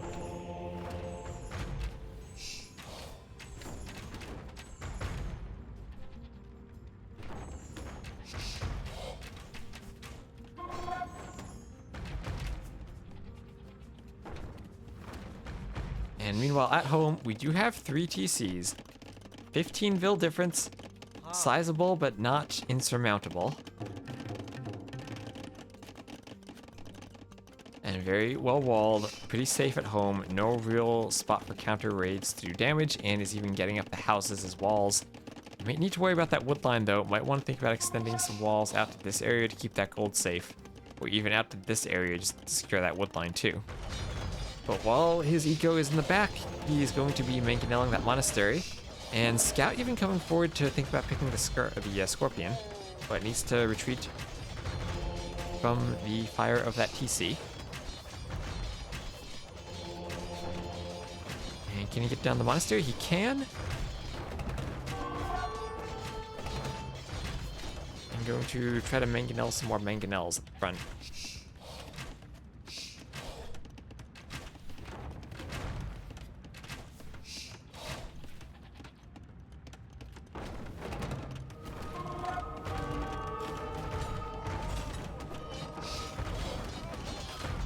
It's time to start mangonelling the TC. It's Huang time, he's hungry, and he wants to eat that TC. Ooh, gets the mangonel there for free. Nice shot from Beery. And the TC will be repaired and for the moment stay up. And now it's scale barding, it's armor time. It'll help the camel survive against crossbows, but look at this, 34 military to 5. Killing that house might actually be a good idea for Beery, just so he can maneuver his mangonels better. Just a trade there. Camel goes forward to keep the mangonels away. Problem is, there's no real repair vills here for Uzi. Needs to get that mangonel fixed. And now 85 to 59. The Vil lead continuing to expand here for Beery. Even if he loses that one TC, he's still going to be okay. He'll have a gold and a stone and a couple of wood lines. Next armor coming in.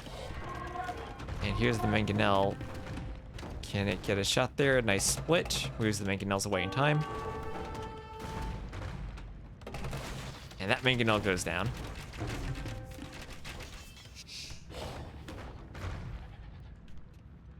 And mangonel now starting to take out the houses.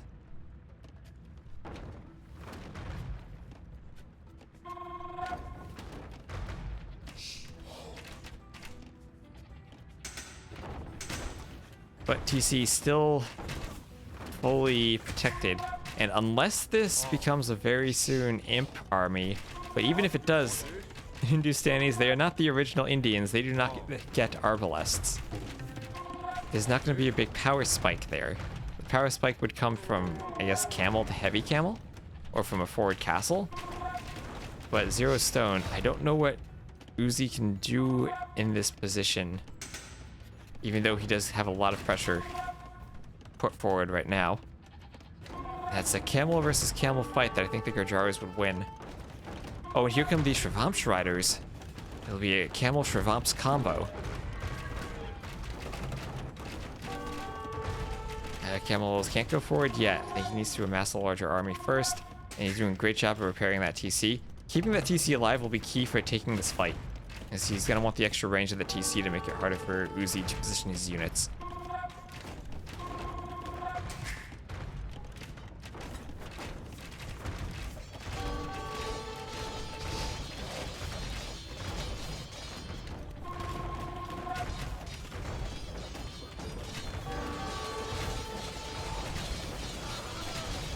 Camels will now take the fight. He doesn't have... Oh, you're right. He didn't commit to the push. Yeah, he doesn't have any armor. He doesn't have camel upgrades. And going to lose the fight. Lose the siege. And now great counterattack there from Beery.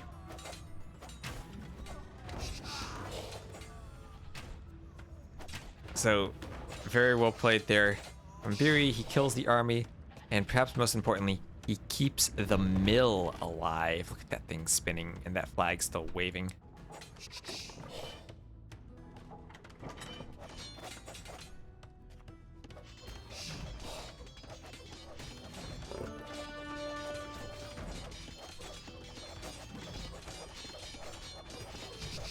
Oh, and it's forward castle time.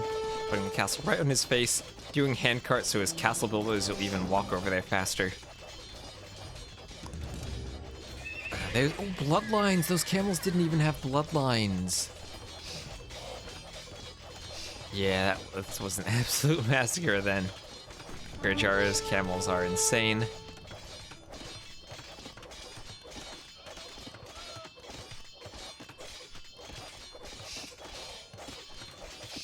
Why is the mill important? Because at this point it's not really important, but the Gurjaras do have their 8 goats garrisoned inside, giving them a trickle of food over time. At this stage of the game, your eco is so big it doesn't really matter.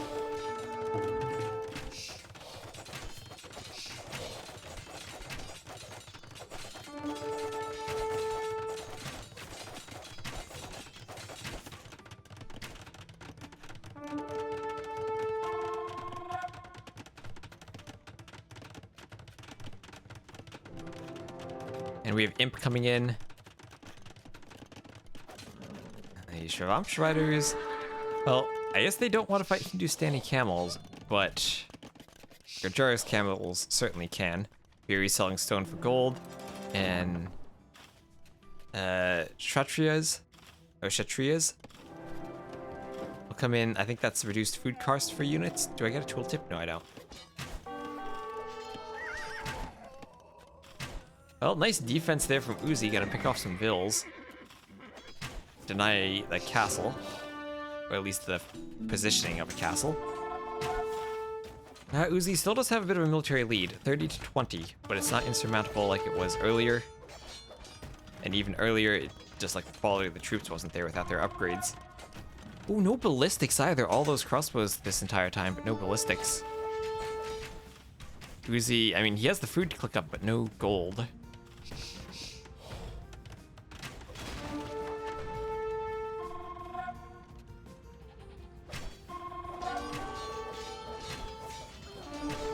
And Imp coming in, husbandry, the iron casting, all the upgrades for the camels. Now, still is difficult to deal with the crossbows, so as we get to Imp, remember, those crossbows do not become ARBs. Finally, ballistics, the camels can't decide how they want to path it. They'll hide under the TC for a bit. Second castle, but that could be denied by the crossbows there. Those vills not in the best of positions.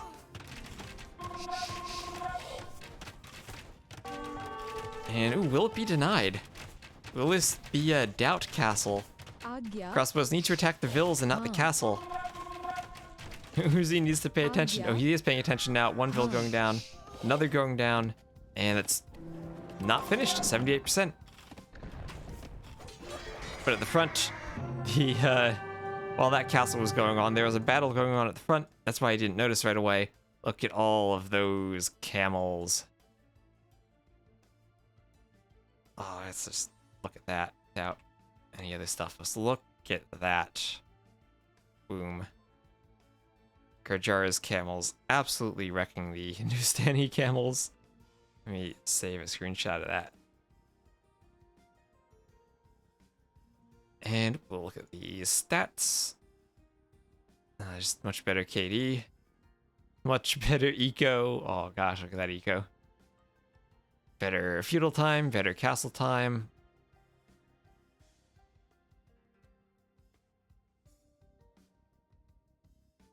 And just very smooth game from the Garjaras there. Right. So is the server maintenance actually finished at this point?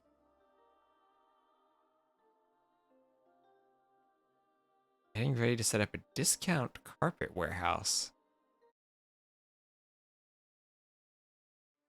I'm going to click this reconnect to multiplayer services button. And it looks like the maintenance is done. I wonder if we have some live games now. It looks like the dashboard is still offline though. At least in game I was able to reconnect to multiplayer services. So it looks like the maintenance is finished if you wanted to go play some games. What is the map pool? We have Team Islands in the 1v1 pool. Okay, so how would I do this? I would probably 1v1 like that if I were to 1v1 now. As I expect these to be the 3 other most popular maps, so I ban them and I leave Team Islands and Hillfort open. I'll favorite Arena and then leave Arabia there. Because those 2 maps I'm okay to play. Why are there these other maps? Team Islands isn't even, I think that's not even a water map anymore. I think it's just a landing map.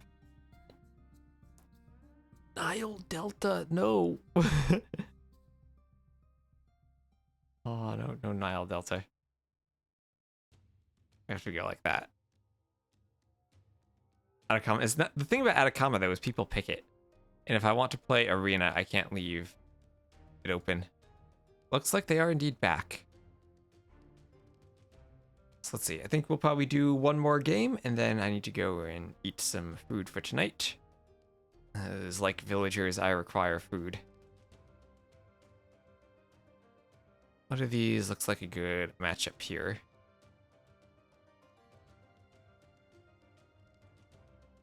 Did that.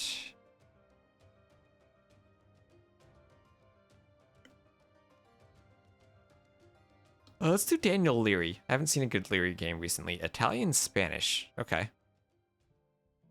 What am I having for dinner? I don't know. I'll figure that out. And, oh. This is supposed to be Daniel, but he doesn't have a name. I can fix that. This is, Daniel. There we go. Anyway, and I guess I'll put him in. I can't change his color. because I can't click the color on the name that doesn't exist. So I'll just put Leary in the blue. So instead of that, because I think people can struggle with red versus green. Anyway, we'll have Leary in the blue to the southeast. I think it's the Spanish pushing in a deer. And we'll have Daniel to the northwest in the red playing as the Italians. So a matchup where I probably would prefer Italians, but Leary is also a good player. And oh, look at that. Leary, he's not going to be laming. He's going to be sending the sheep right over to Daniel. Or one of them at least, as he is scouting the map with the other one. It eventually sends it back. With a nice TY there. Siege Ellie and Conquistador? Well, it's a good thing the Spanish don't have both of those. And only have the Conquistador. See?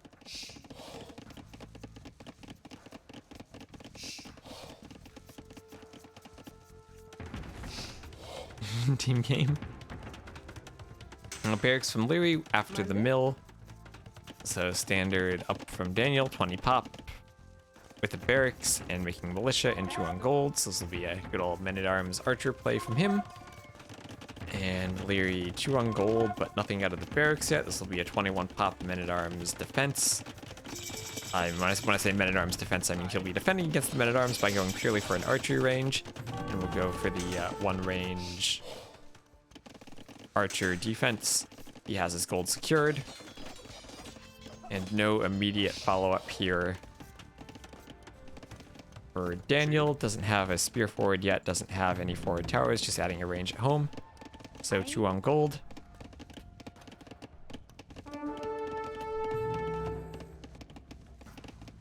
And he'll be looking to do some damage with the men-at-arms while trying to get his archers forward. But Archer already out for Leary.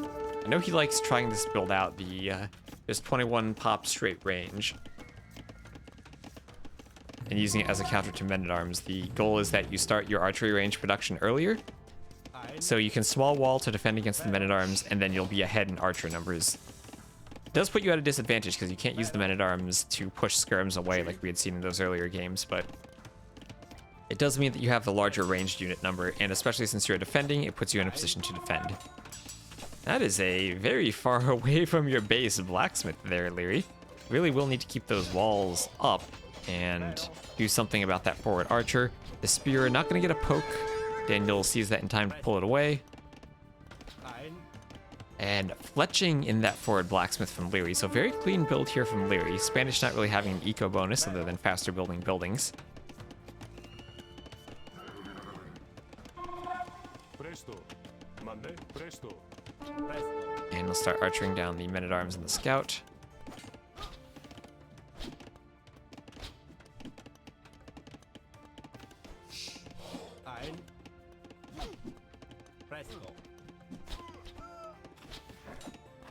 And gets the scout.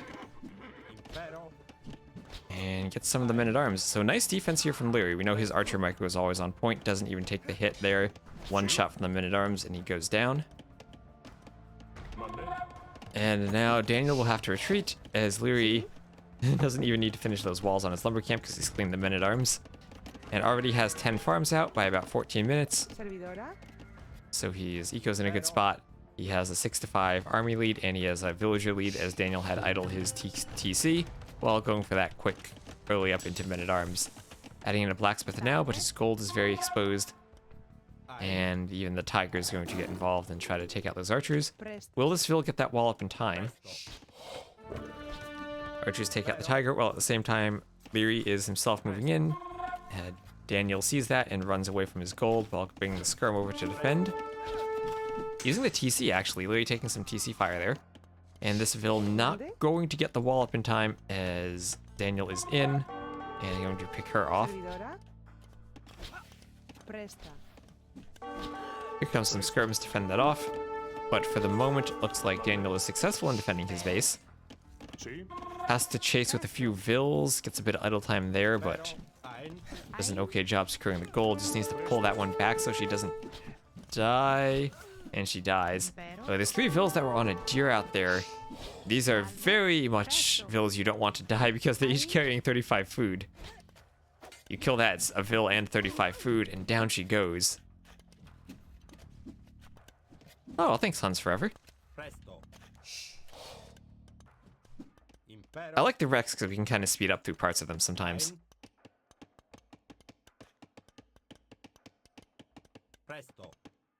And, well, 3-vil lead for Leary, and a lot of that's due to the TC idle time that Daniel has had.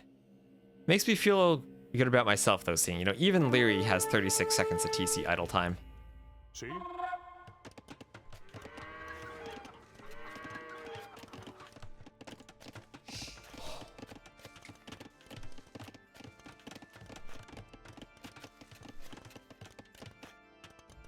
Anyway, Skirms still in the back, just patrolling that gold, keeping it safe.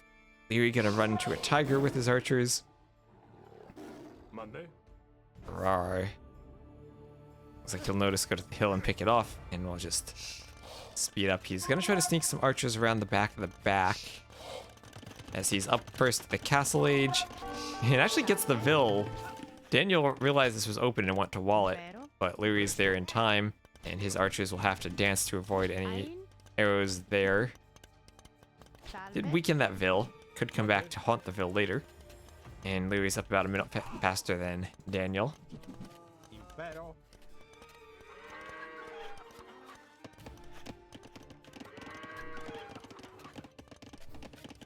And just now doing horse collars, so with those aggressive men-at-arms, couldn't afford the horse collar early on. Same for Leary and that very fast up defense. All these farms for both players will not be horse collar farms. We'll have to struggle for wood and repair them as they get up to castle.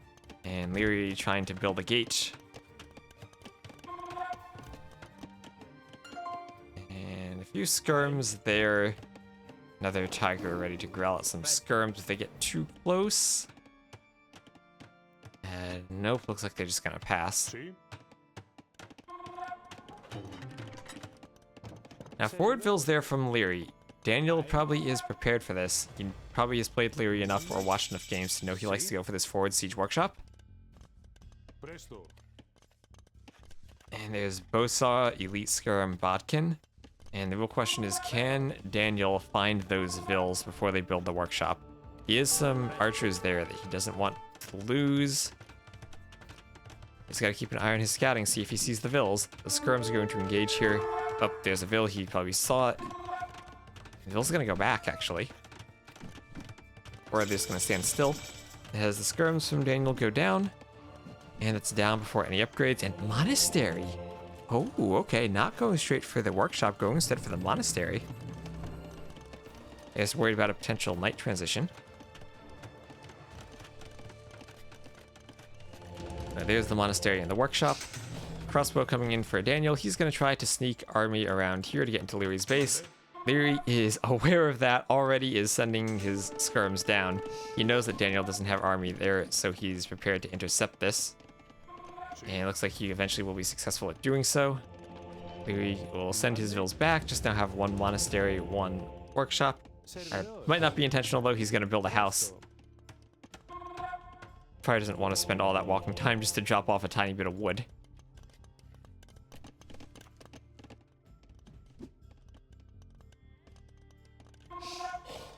And he'll be collecting relics while doing this. Mangonel defense also going to come in from the Italians player. Both of these civs have very good monks. They can both go for redemption. The difference is the Spanish would get Inquisition if they go for the castle, and that is their unique tech. Inquisition actually, I think, a very good thing in a monk versus monk war, just because you're so much more likely to get those conversions. Anyway, he's going to try to Mangonel down that tower first from Leary. There's two Mangonels of his own out first. This is where the night transition would make sense, but there's already double monastery monks there to defend against it. Hello, Slimy Green Slime. You're looking at a reported game from Leary and Daniel. And Leary is forward with some monks, mangonels, and skirmishers. Well, I guess these civs do now share the same architecture as the Byzantines, as he's going for a very Byzantine-like combination. But no Vil to repair that mangonel. Tower and mangonel in combination can take it out. Now he's forced back. He was thinking of the Ram. That Ram is a very aggressive siege unit, meant for knocking down buildings. If he can knock down the workshop with it, then that will be very good. If he can't, and more mangonels can pop out, then the Ram becomes kind of useless. Like right now, that mangonel... Oh, but he has redemption. He has redemption on the mangonel, so he can get a conversion. And he does get the conversion.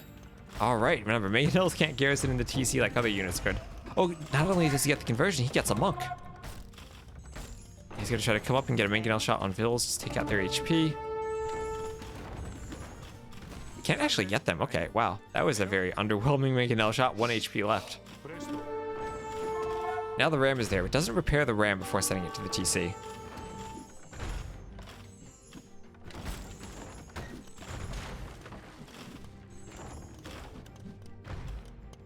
Alright, meanwhile, looks like we have more army from Daniel breaking in on Leary's base. Leary adding a TC at the front.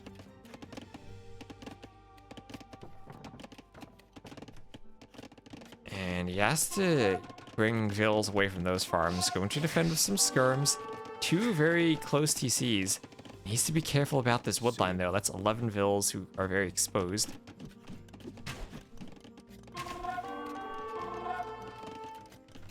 Vil count's still roughly the same. Army count's still exactly the same.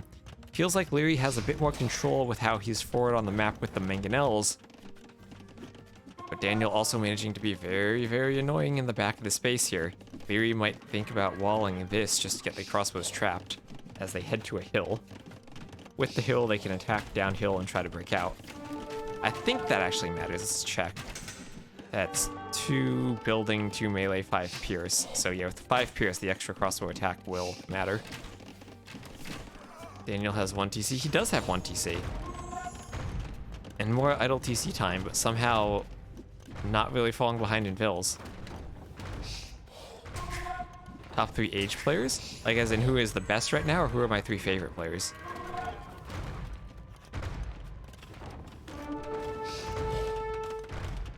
I'd say the 3 best right now are probably Viper, Yo, Leary.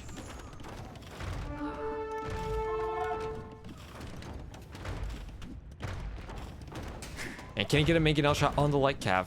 This is big for Daniel, as he's gonna pick the monks and start working on the Mangonels. And there's still scouts, but the TC is still up. And he might get 1 conversion. But a Mangonel is down, and 1 more monk will go down. The Mangonels actually killed a scout there. Can that go down? It does. That alleviates some of this pressure, but not enough as more monks and Mangonels are coming in. And there's the GG from Daniel, and very well played from Leary. Better eco there. Oop. And slightly faster castle time. Yeah, so this is something I've been seeing a lot from Leary. It's that Men-at-Arms, defending against the Men-at-Arms rush by doing that 21 pop build into straight archers. Oh, how did the Red Army and Blue's base end up? Like that. So the problem with that Red Army in the base was eventually it would get cleaned up. It didn't have an escape route. So eventually, as long as Leary could avoid fighting it, he would amass enough units to take it on. And that looks to be exactly what he did. So anyway, I believe the maintenance is finished. And it is time for me to eat. I've been streaming for a few hours now. How long have you been up for? About 3.5 hours. It's a decent stream for me.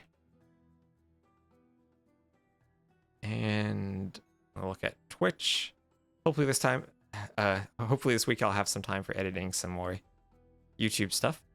I don't know who else is online. Let's see, pick someone who's streaming in English. Oh, Fiage is online. Let's go and raid Fiage. Go say hello to Fiage. And I'll see you later.